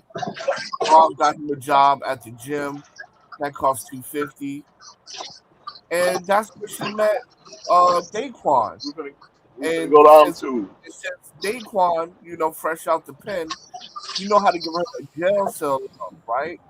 So blew her afro out, as you say, and gave her a special gift of prison herpes to go with it. Her husband cut, and there it is. all right. Man, Well, don't hey, use hey, me as an I'm gonna example, say. hot sauce. Well, I'm gonna say we're supposed to have a mindset. Okay. Now I'm gonna use the term Daquan since y'all didn't use it. I ain't never asked Daquan to take a test for me. I'm not gonna cheat off Daquan's test in school. I'm not gonna ask Daquan to do my homework. You get older, I ain't gonna get no job and then recommend Daquan come work with us. All right. I mean, everybody can love Daquan, but you gotta love at a certain level.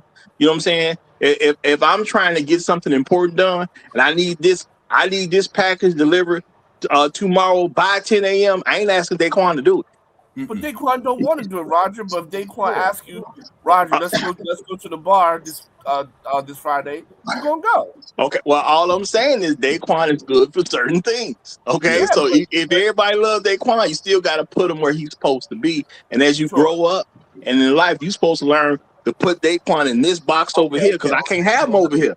Let me be clear for the audience. Niggas love Daquan chilling at the strip club having a beer. Women love Daquan in their ass and mouth. There you go. Roger. I can't control what a woman's gonna do. I can't control her effect on what it's gonna do to me.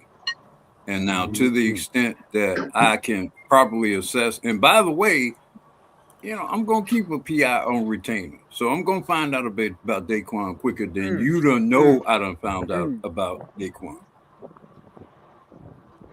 Okay. Now, Roger, This is the thing about 30-foot Marie. 30-foot Maria. She ain't looking for all this kind of stuff. She's happy with a little Nissan Century. She's happy with she don't have to have Gucci.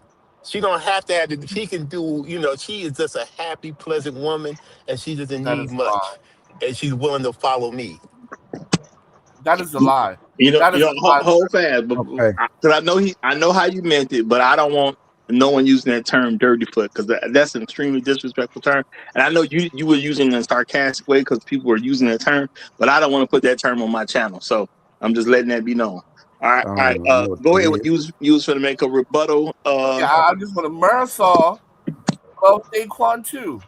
Everybody loves Daquan. Marisol is getting it in, my friend, making him coconut pancakes at the jail cell. What about Umfufu? She loves Daquan. Ironically, we have evolved, black. Ironically, I think dirty feet on a woman is kind of sexy. He said, "Feet, please don't bother me." She willing to do some work. Times on my mind. She that's is right. That's right. She's a natural woman.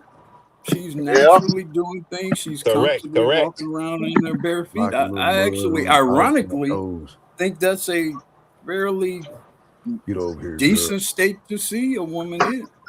Put them size 11s on my and you can dress her up. You can dress her up and make her look good. Because here's the thing. She can always wash her feet.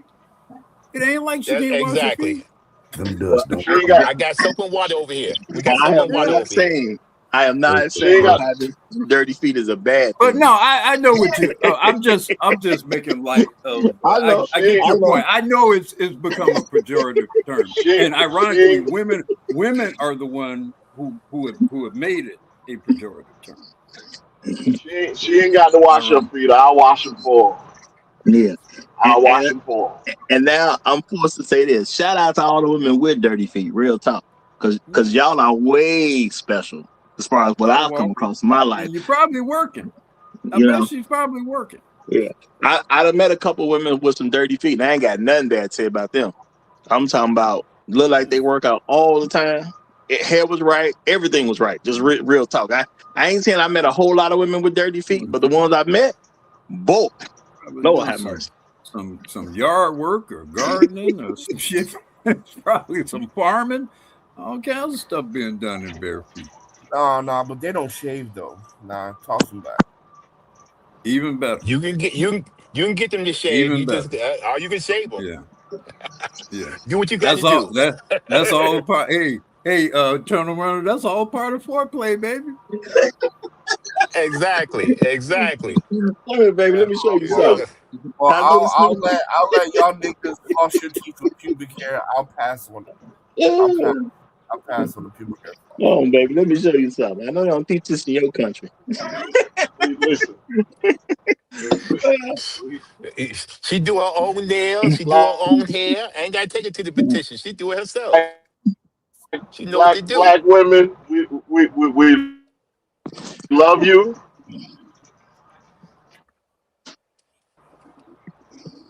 See, Like Reed said, this they ain't this just is let you gone get it too out, bro. far.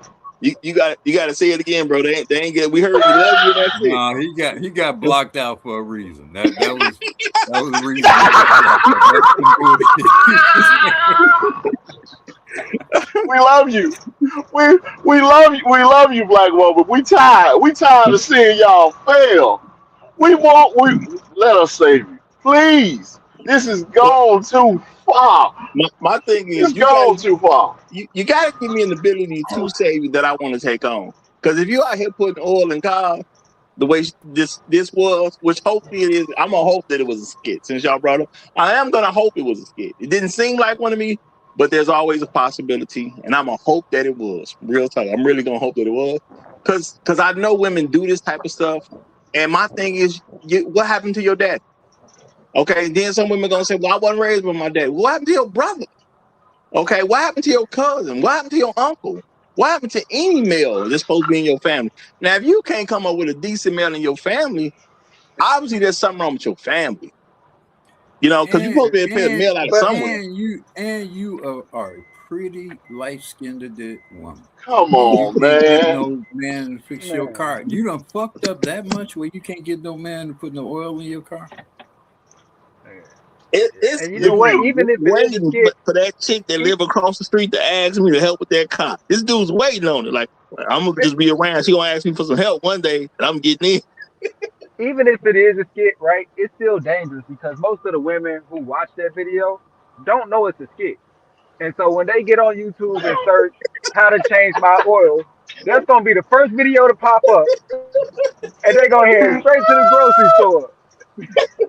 It's easier than It's what I thought it was irresponsible, gonna be. man.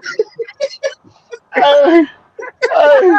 And she went in the store and asked somebody how many quarts of it she needs too. I bet you she did.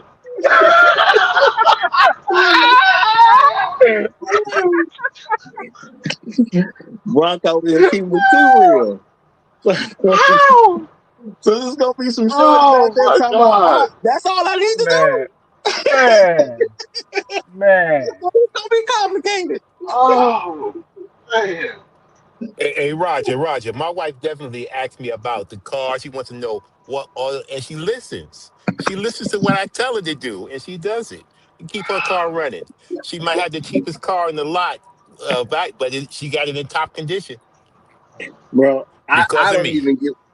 even get what the big deal is. I'm a man and I ask men. I remember I don't remember the exact thing, but I remember the first time I had to get an oil change. I called my dad. Man, I gotta get an oil change. What I do? Well, first of all, you gotta figure out what kind of oil you need. Cool. Let me look at the book. You know what I'm saying? Like this stuff ain't that hard to do. You know what I'm saying? I done had all kinds of questions come up. Now, luckily, I got one of my best friends. His father was a mechanic too. He was the alley mechanic. I'll say that he wasn't official. He was the alley mechanic, where all of us in the neighborhood would bring our cars to him so he can take care of whatever needs to be done. You know, may he rest in peace. But Hey, man, I ain't got no problem asking no dudes about stuff. If I ask you, how come you can't ask? Because I would think it's a lot easier for a woman to get information out of a man than it is for another man to get information out of a man. Because who hangs up on a woman that's calling for questions? Who does that? No, an independent woman doesn't. An independent woman don't need no man.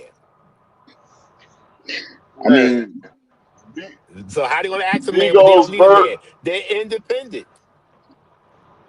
Beagle's Beagle's virgin olive oil. We guarantee this will be the last time you'll put it in your car.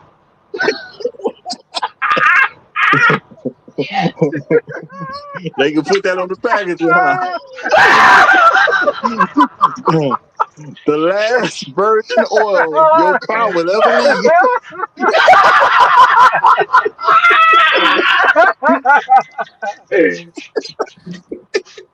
Oh, oh my God, Now, bro.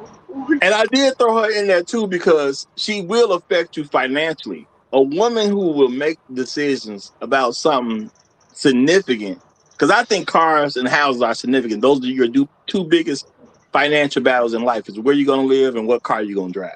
You know, we don't. Most people don't get more expensive stuff than a car or a house. Okay, now I'm gonna say the lady who I mean that very well-to-do lady who's bro, she didn't even keep the 81 cent, y'all. Y'all, when I heard her, man, when it said at the top 7,581 cents, and when she said I'm gonna have to borrow $124, I'm sitting there like, you didn't even keep the 81 cent. You know what I'm saying? Like, look, I done been in position, y'all. I get a check and I got to spend the whole check. I done been there. I done done that. But I couldn't believe she couldn't keep the 81 cent. Bro, she went in the house at the end of the month and looked at her husband and said, I ain't gonna ask this nigga for nothing.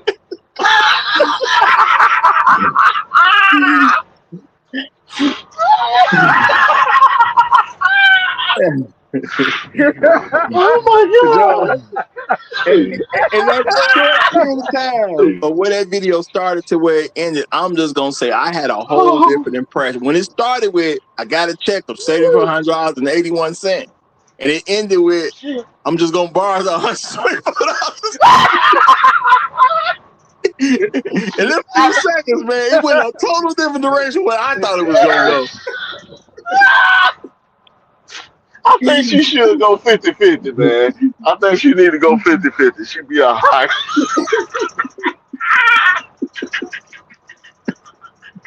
Now, did she say that check was for the month? Did she ever refer to it being for the month? Because I don't remember hearing that part.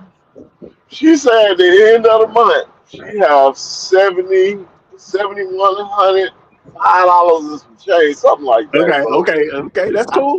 Cause I instantaneously said, oh, she's got $94,000 a year to spend. That's what I said. Okay. If you think about it, she found a way. She got $94,000 to spend. She found a way to spend 95.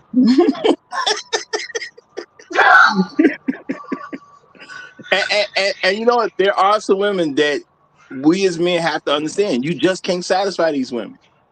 Because again, my thought process is if you get $7,500, you good. But she proved there's a way to not be good. There's nothing, extraneous going on. But she still found a way not to be good. Nobody went to the hospital. She's still not good. Nobody died with no extra funeral costs. She's still not good. Like, how do you go from $7,500 to owing somebody $124?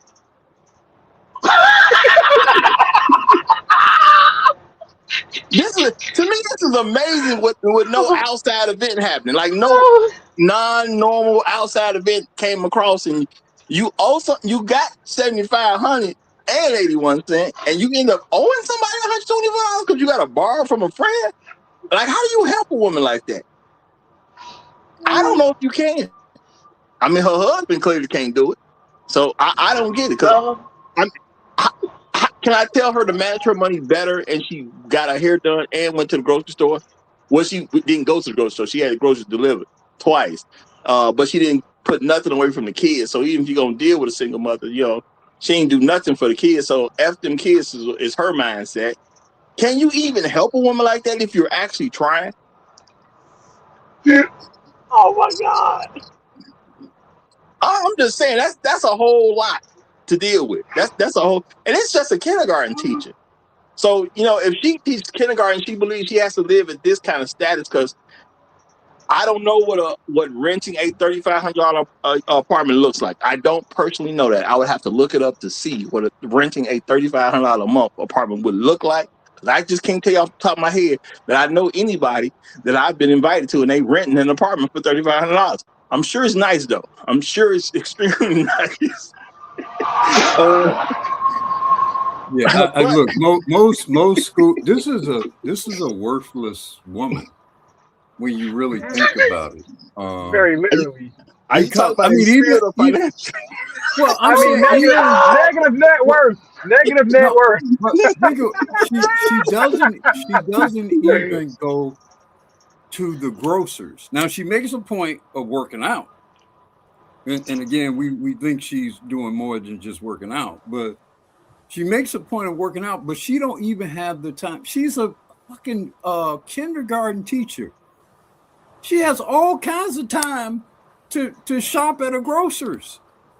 What time they let out? Around 3 o'clock, Watch your 3:15. mouth.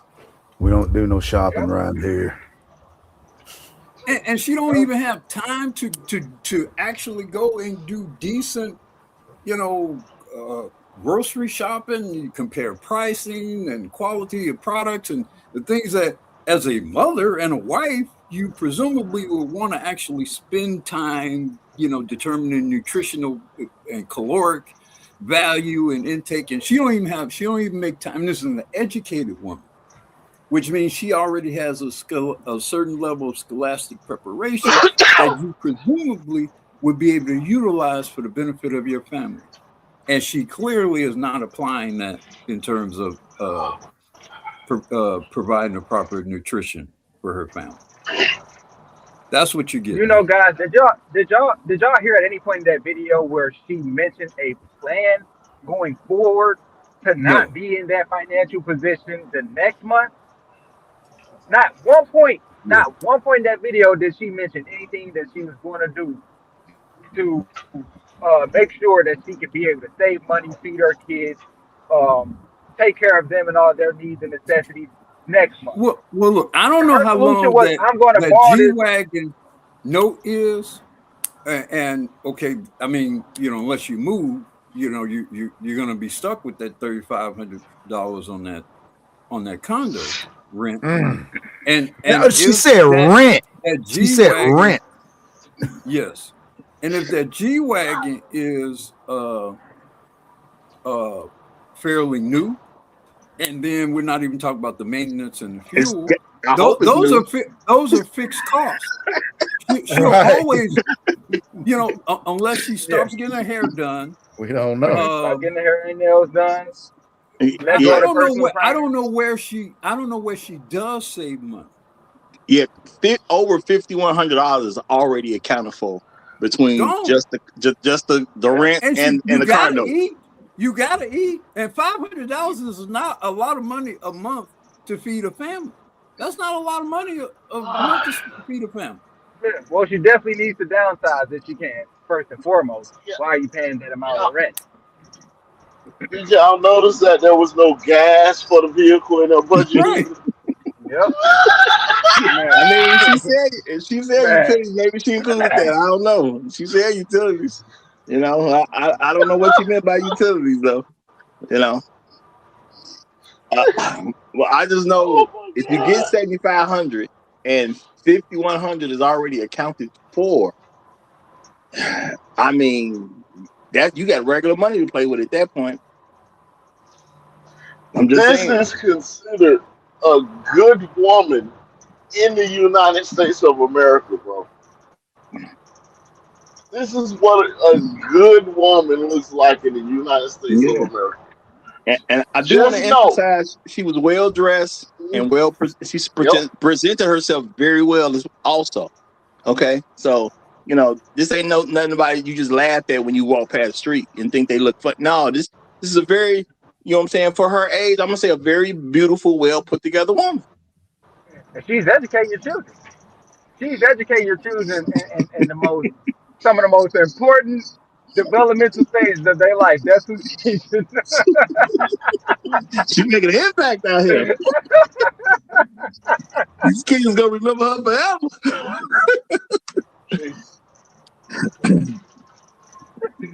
Reese, your daughter's gonna be driving a G-Wagon to high school. Your daughter's gonna be driving a G-Wagon to high school.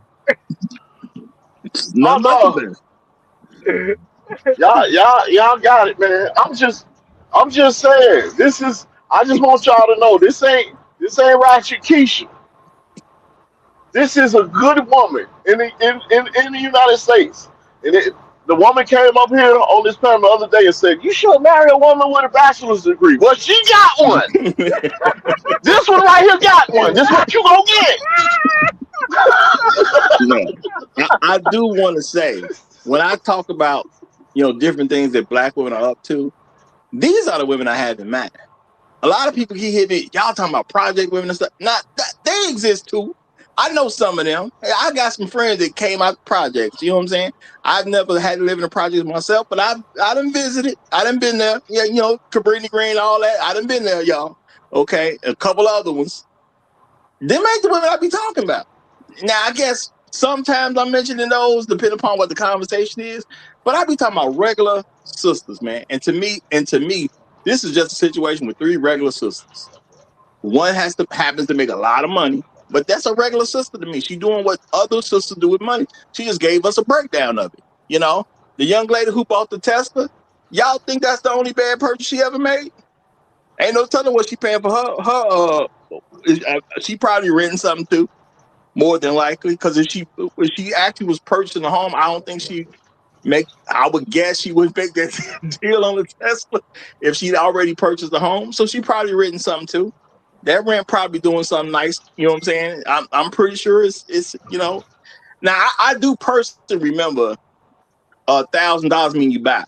You don't do $1,000 for rent. Now I know rent then kind of went up a little bit, so I guess you can change that rule a little bit. But I would say maybe at least 1,500 is like it's time to purchase something. If you're gonna spend that money anyway, just go and purchase something at that point.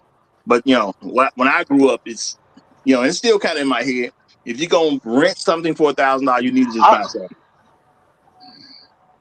I see what you did, Roger. I finally see what you did.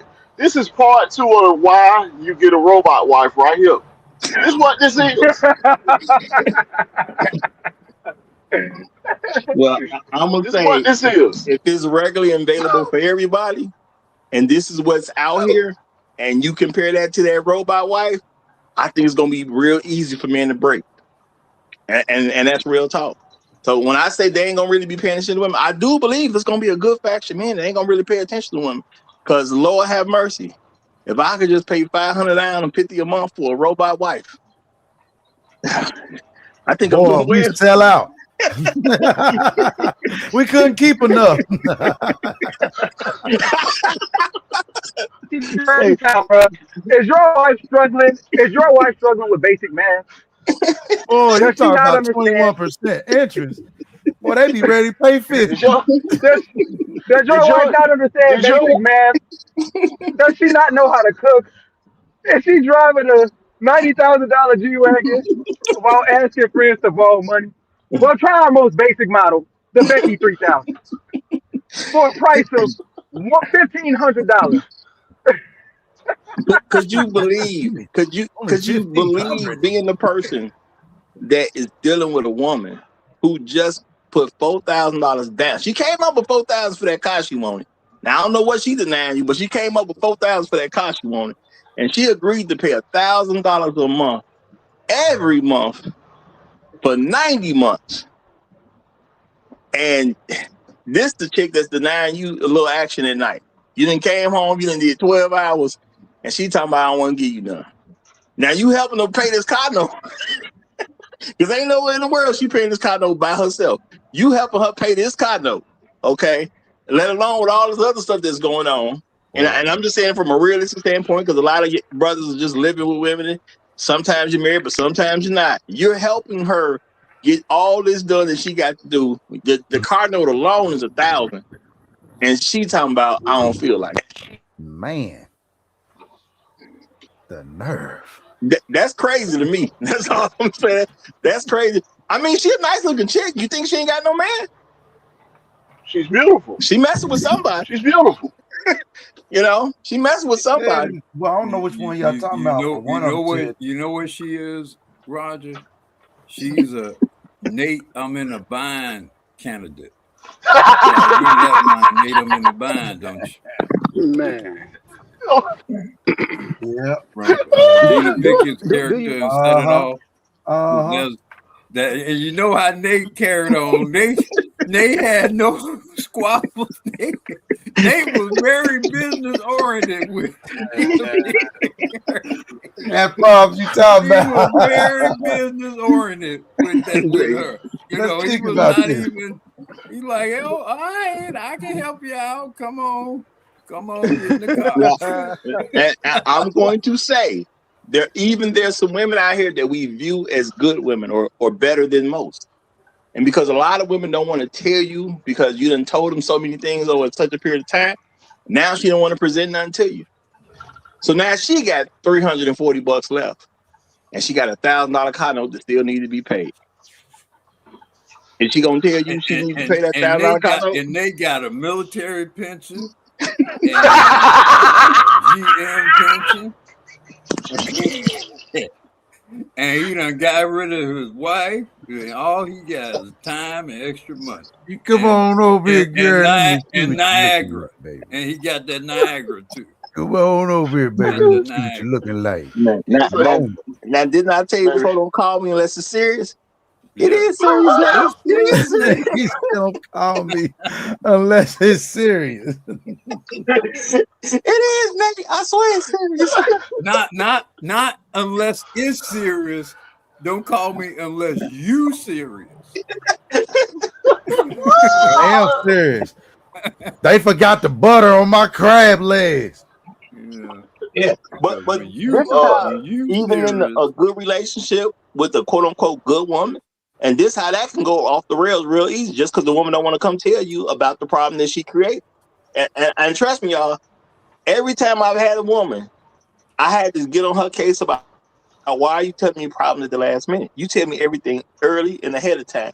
When you see the problem coming, that's when you inform me. You don't wait 2-3 weeks. You tell me ahead of time, or as soon as you see it coming. So I know that that's a natural thing about women. All the time that I talk to some woman about what she doing with her man, every single time is she don't tell problems when they first come up. So I know I'm saying this, and you can take it as a joke, but this is a real thing. You had previously told her to not do the shit to begin with. Yeah, that's why. Yeah, you had previously told her not to do it. She did it anyway. So now she got to deal with not only the problem, but she got to deal with I told you as not to do that problem.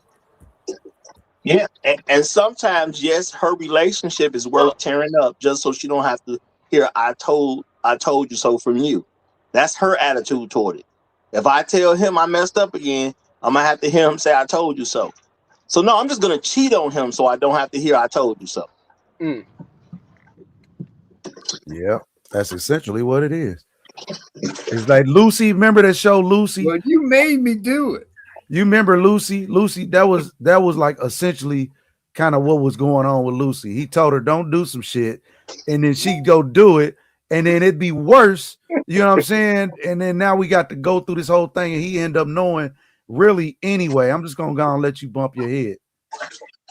No, okay, yeah, he's talking about I Love Lucy. That's how I know it did get renamed to Lucy after a while. But I love Lucy. Yeah. I just, I think. And then you're right. That's exactly what happened.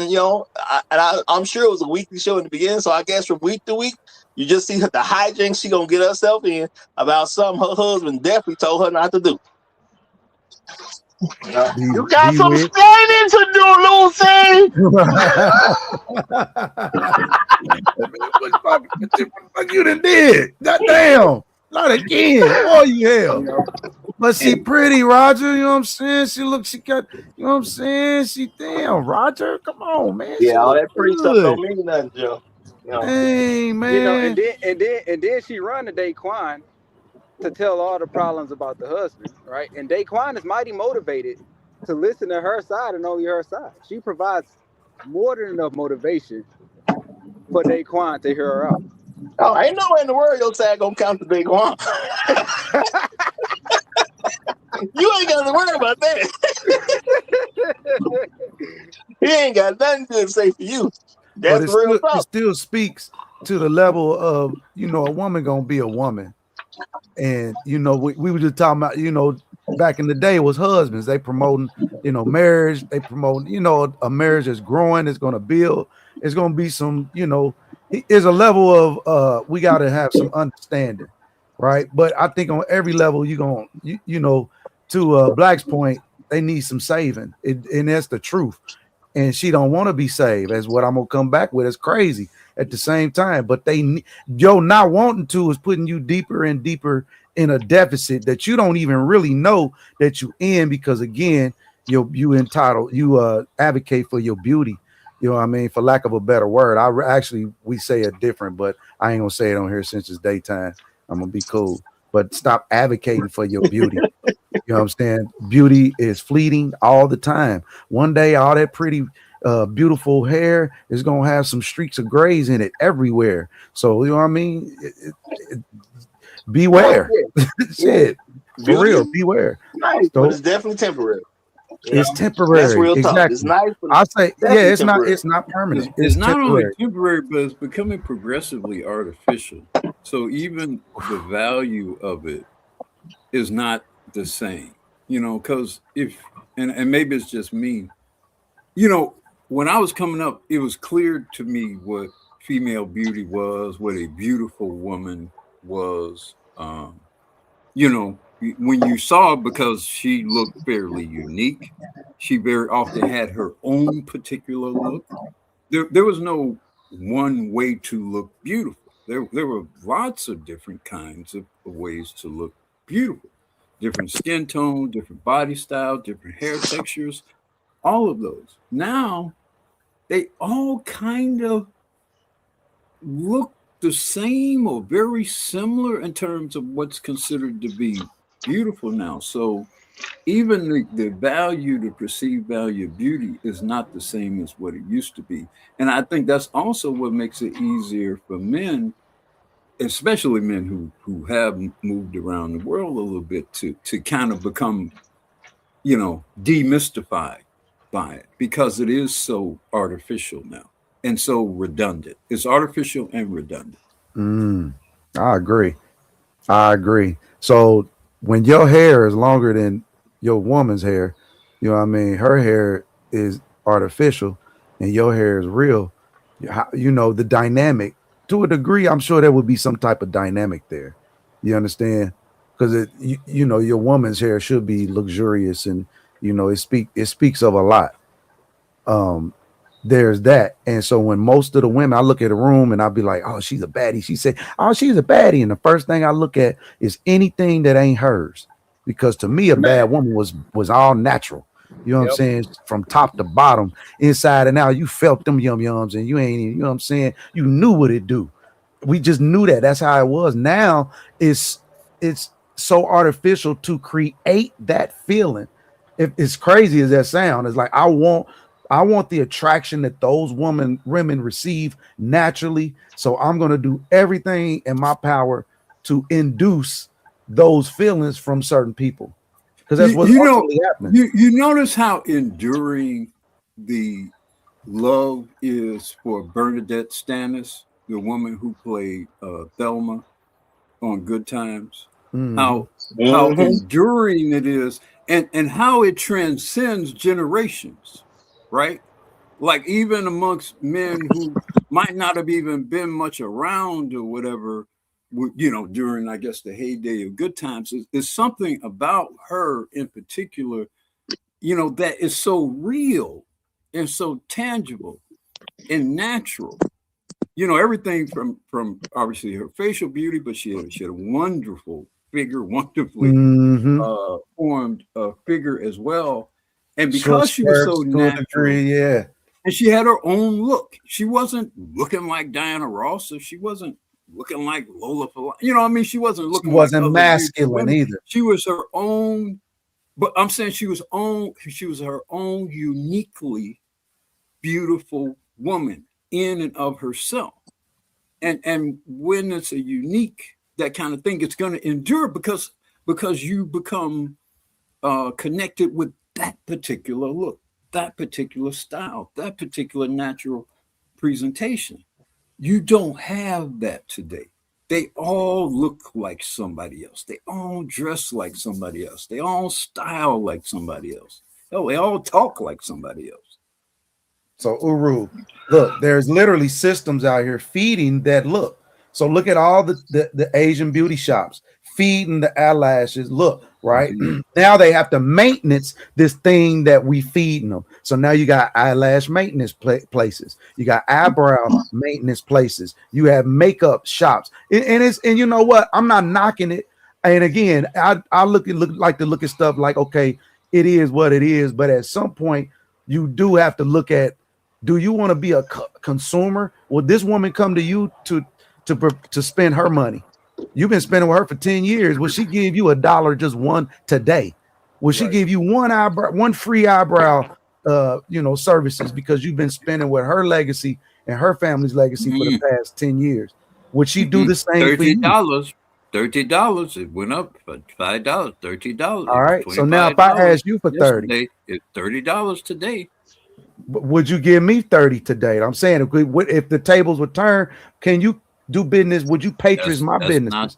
That's not the way the system is designed. The Ain't that system crazy? is designed for us to extract money from you Negroes, not the reverse. that goes against the white supremacist plan. That goes against the white supremacist plan. Come on, man. Y'all gonna keep us right here forever, huh?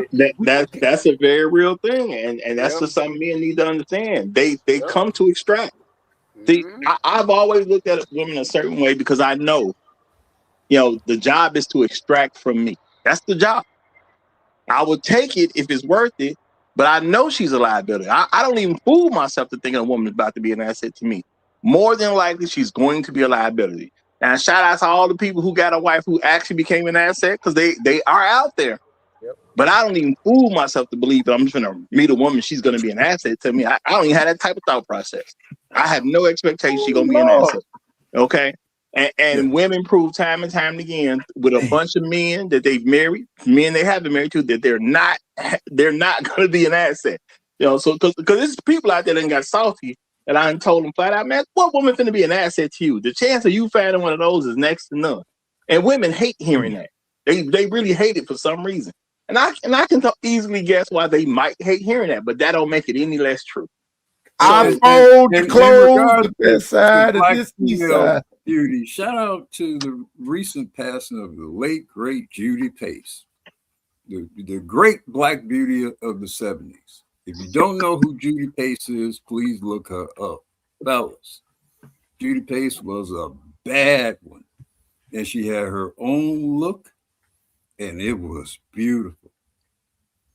Beautiful, beautiful woman. Timeless, beautiful woman of the 1970s. Shout out to the late, great Judy Pace. I'm looking up right now. Shout out to her. Oh, okay. Okay. Yeah, baby. You know what I'm talking about. Yeah. All right, yeah. Yeah. Smoking. Black woman right there. I take a little Judy now. That's a beautiful black woman right there. Okay. And she was all right, even in her old age, she was keeping she was. She was good. She aged very great. Yeah. Very great. Yeah. Beauty to the end. Yes. Yeah, shout out to Judy. Yeah. Real talk. Lola Falana, it's another one. Just that body tight, you understand? That tight, man. That's how they was. And see, I go back and y'all, everybody got their preference, man. Dorothy Dandridge, she didn't like black men, though. You know what I'm saying? But Dorothy was a bad motherfucker to me, bro. Even today. Excuse my American. I'm like, man, what is it? I said, I know what it is. Back in the day, I would have pulled her. That's what I do. That's why I feel that's I would have pulled her. She would have been right. But she went over there. She went over there to the other side. She was chasing after pork. And pork can't do what beef do. That's just what it is, man. So you got lost in the sauce, and it is what it is, man. Yeah, I'm gonna say shout out to Lola Falana too. I just looked her up. Man, boy, I'm talking. Boy, she was nice. She was nice. Yeah, real talk. And she was, what's another one? What's the bass player? Betty Davis is another one. Betty Davis, the entertainer, black entertainer, not Miles Davis's wife, not the white woman. Shout out to that white woman though. I did like her. She was funny, and she was literally older than sliced bread. Yeah. Literally older than sliced bread. Man, we got a lot of beautiful. I mean, like you said, just a lot of beautiful. That was when we came up. Now, this was what it was. Now, this ain't no GMO. You understand? This ain't no fillers, no eyelash. I'm sure they got a little something going on, but it wasn't for the most part. When they came out, man, they was who they was all the time. Like they was beautiful women for real, for real. You know what I mean? They had to excuse them if they was thick. It was a different type of thick. You know what I mean? It was curvy back then. It was called curvy. You know what I'm saying? It wasn't thick. Now fat is thick. You know what I mean? And what we these women then got a hold of that encourage. pen and then told men what it was, and the men sit there and let them. They disgust me with that. Yeah, But nah. y'all, we getting toward that 3-hour mark, so I'm finna start off with some closing statements on this one. Let's see. First in line is Black Rule Strikes. You first in the line, so you go ahead with a closing statement. We're gonna go on to that round table in a minute. So Black Rule, what you got any last comment on your end? Okay, he's muted, so he may be involved in something. He may be involved in something. All right, we got Inspired Truth coming up. I'm gonna let him just go right to yo. Oh no, I'm here for the after. Okay, cool. All right, Bronk, any last words on this one? I'm just going to say, at one point in time, I think under Trump's presidency, there was a push for them to put Harriet Tubman on the $20 bill in favor of Andrew Jackson. Now, if Black women were not in a position to defend Harriet Tubman and still accept that white man's money, that's not a woman that's worth working for. That's my closing statement. Okay. Shout out to you, brother. That will put Great Black Reset next. What you got with us, brother? Can you hear me? Yeah, we hear you. Yeah. Black women, ladies, lovely ladies, we love you. We do. We really do. I know you don't think we do, but we do. You have tried, you have been weighed, and you have failed. Let us save you. That's all I got for you. Turn that nigga mic off. Turn that nigga mic off, Raj. All right. Her lips taste like dick. You got any last words? Amen. Going once, going twice. He may be wrapped up in something. He ain't said something in a while, so he might be wrapped up in something else. Creator, you got it. No, just it's really simple, man. It's time for y'all to level up. All y'all smart ladies need to learn something. I'm just gonna come to all that intelligence, all them smarts. You need to learn something. Time to re-educate yourself. What you know or what you think you know, you don't know. You've been under different. Can I go in, Roger? Can I talk to him for a second, Roger? Go ahead, brother. Go ahead. All right, Roger. Problem is, the women thinks that they got a savior over here, and they don't have a savior over here. We love you, black women. You come over here, we offer you just a little bit. Wouldn't think it's 40, 50,000 a year. And you do anything we tell you to do.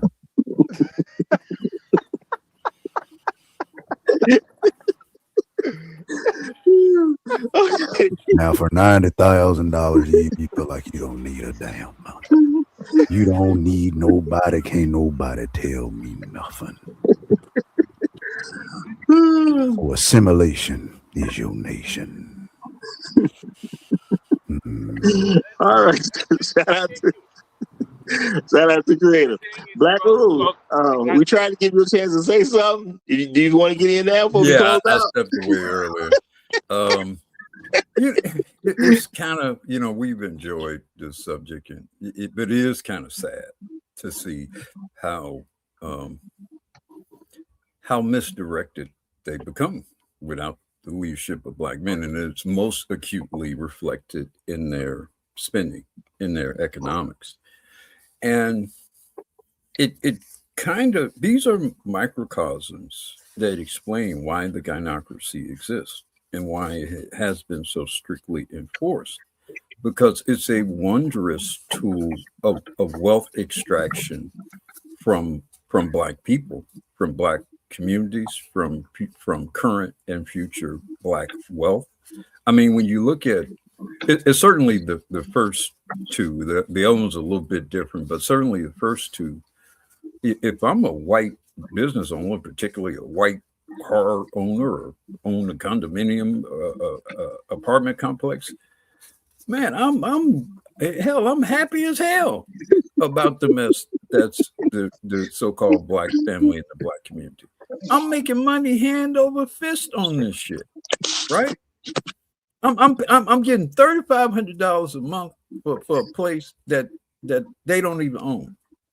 I'm getting another $1,500 to $1,600 a month for a vehicle that won't be worth what I'm paying for. It wasn't worth what I was paying for the moment I drove it off the lot. And then this other woman, I'm getting that money, like I say, for the first 3 years, and then I get to repo that vehicle and sell it again because she definitely ain't gonna uphold that over 7.5 years. So if I'm a white business owner, ain't nothing I love more than the Black guy. Come on, ain't nothing I love more than the Black guy. And I'm definitely gonna continue to promote this shit and celebrate this shit everywhere I can, in the media, in business, in the school, everything. I'm gonna promote. So shout out to Black women and Daquan, and God bless America and no place else. All not going to hell, bro. Oh man. Look, man, you was out for a second, but since you back, if you want to get a last word in, big booty, you got it for everybody. Go ahead, brother. Go ahead. You want a last statement? Go ahead. Nah. I'm just here for the round table, bro. Well, I will say, Joe, we about to see the first woman who get the same car repossessed twice. That's what I think gonna happen. Because Black Uber adamant she gonna get that thing repossessed. But he probably right. I mean, realistically, yeah, he probably right. Unless she get a man that's gonna come into a whole world. What's and really... the likelihood she gonna keep a job for 7.5 years? What's the likelihood of that? Paying 90 bands. I wouldn't bet my money on it. I would take it. I don't know what she do, but you gotta have perfect credit to get in certain type of jobs. You gotta have good credit to get in certain type of jobs. So if you ruin you at this job, you at this higher type of position, is because you had a certain type of credibility, right? That comes along with that. Now it's conflict of interest if you cannot maintain that in our company. If was in that position, she would not have a 15% APR on a 90-month loan. Not only that, but if I'm watching this video, is that my child's kindergarten teacher? Because it is.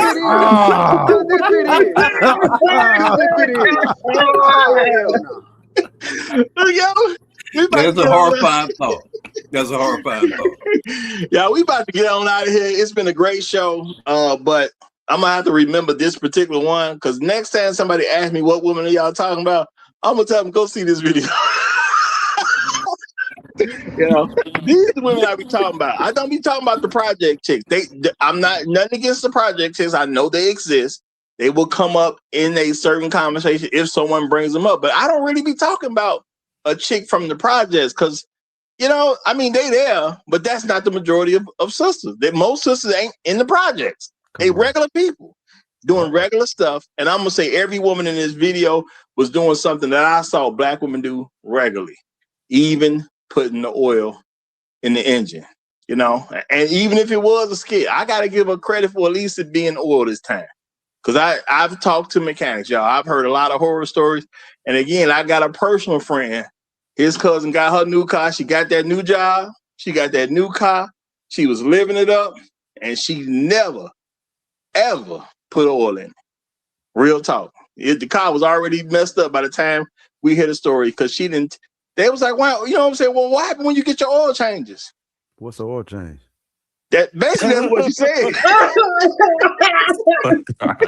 It literally was something along those lines. It was something along those lines. So, y'all, if you're new here, make sure you subscribe. We do this Monday through Friday at 9 a.m. Chicago time. Not where you at, You might be, you know what I'm saying? And heck, you could be in London. I don't know if y'all in the same, under the same time zone, but hey, 9 a.m.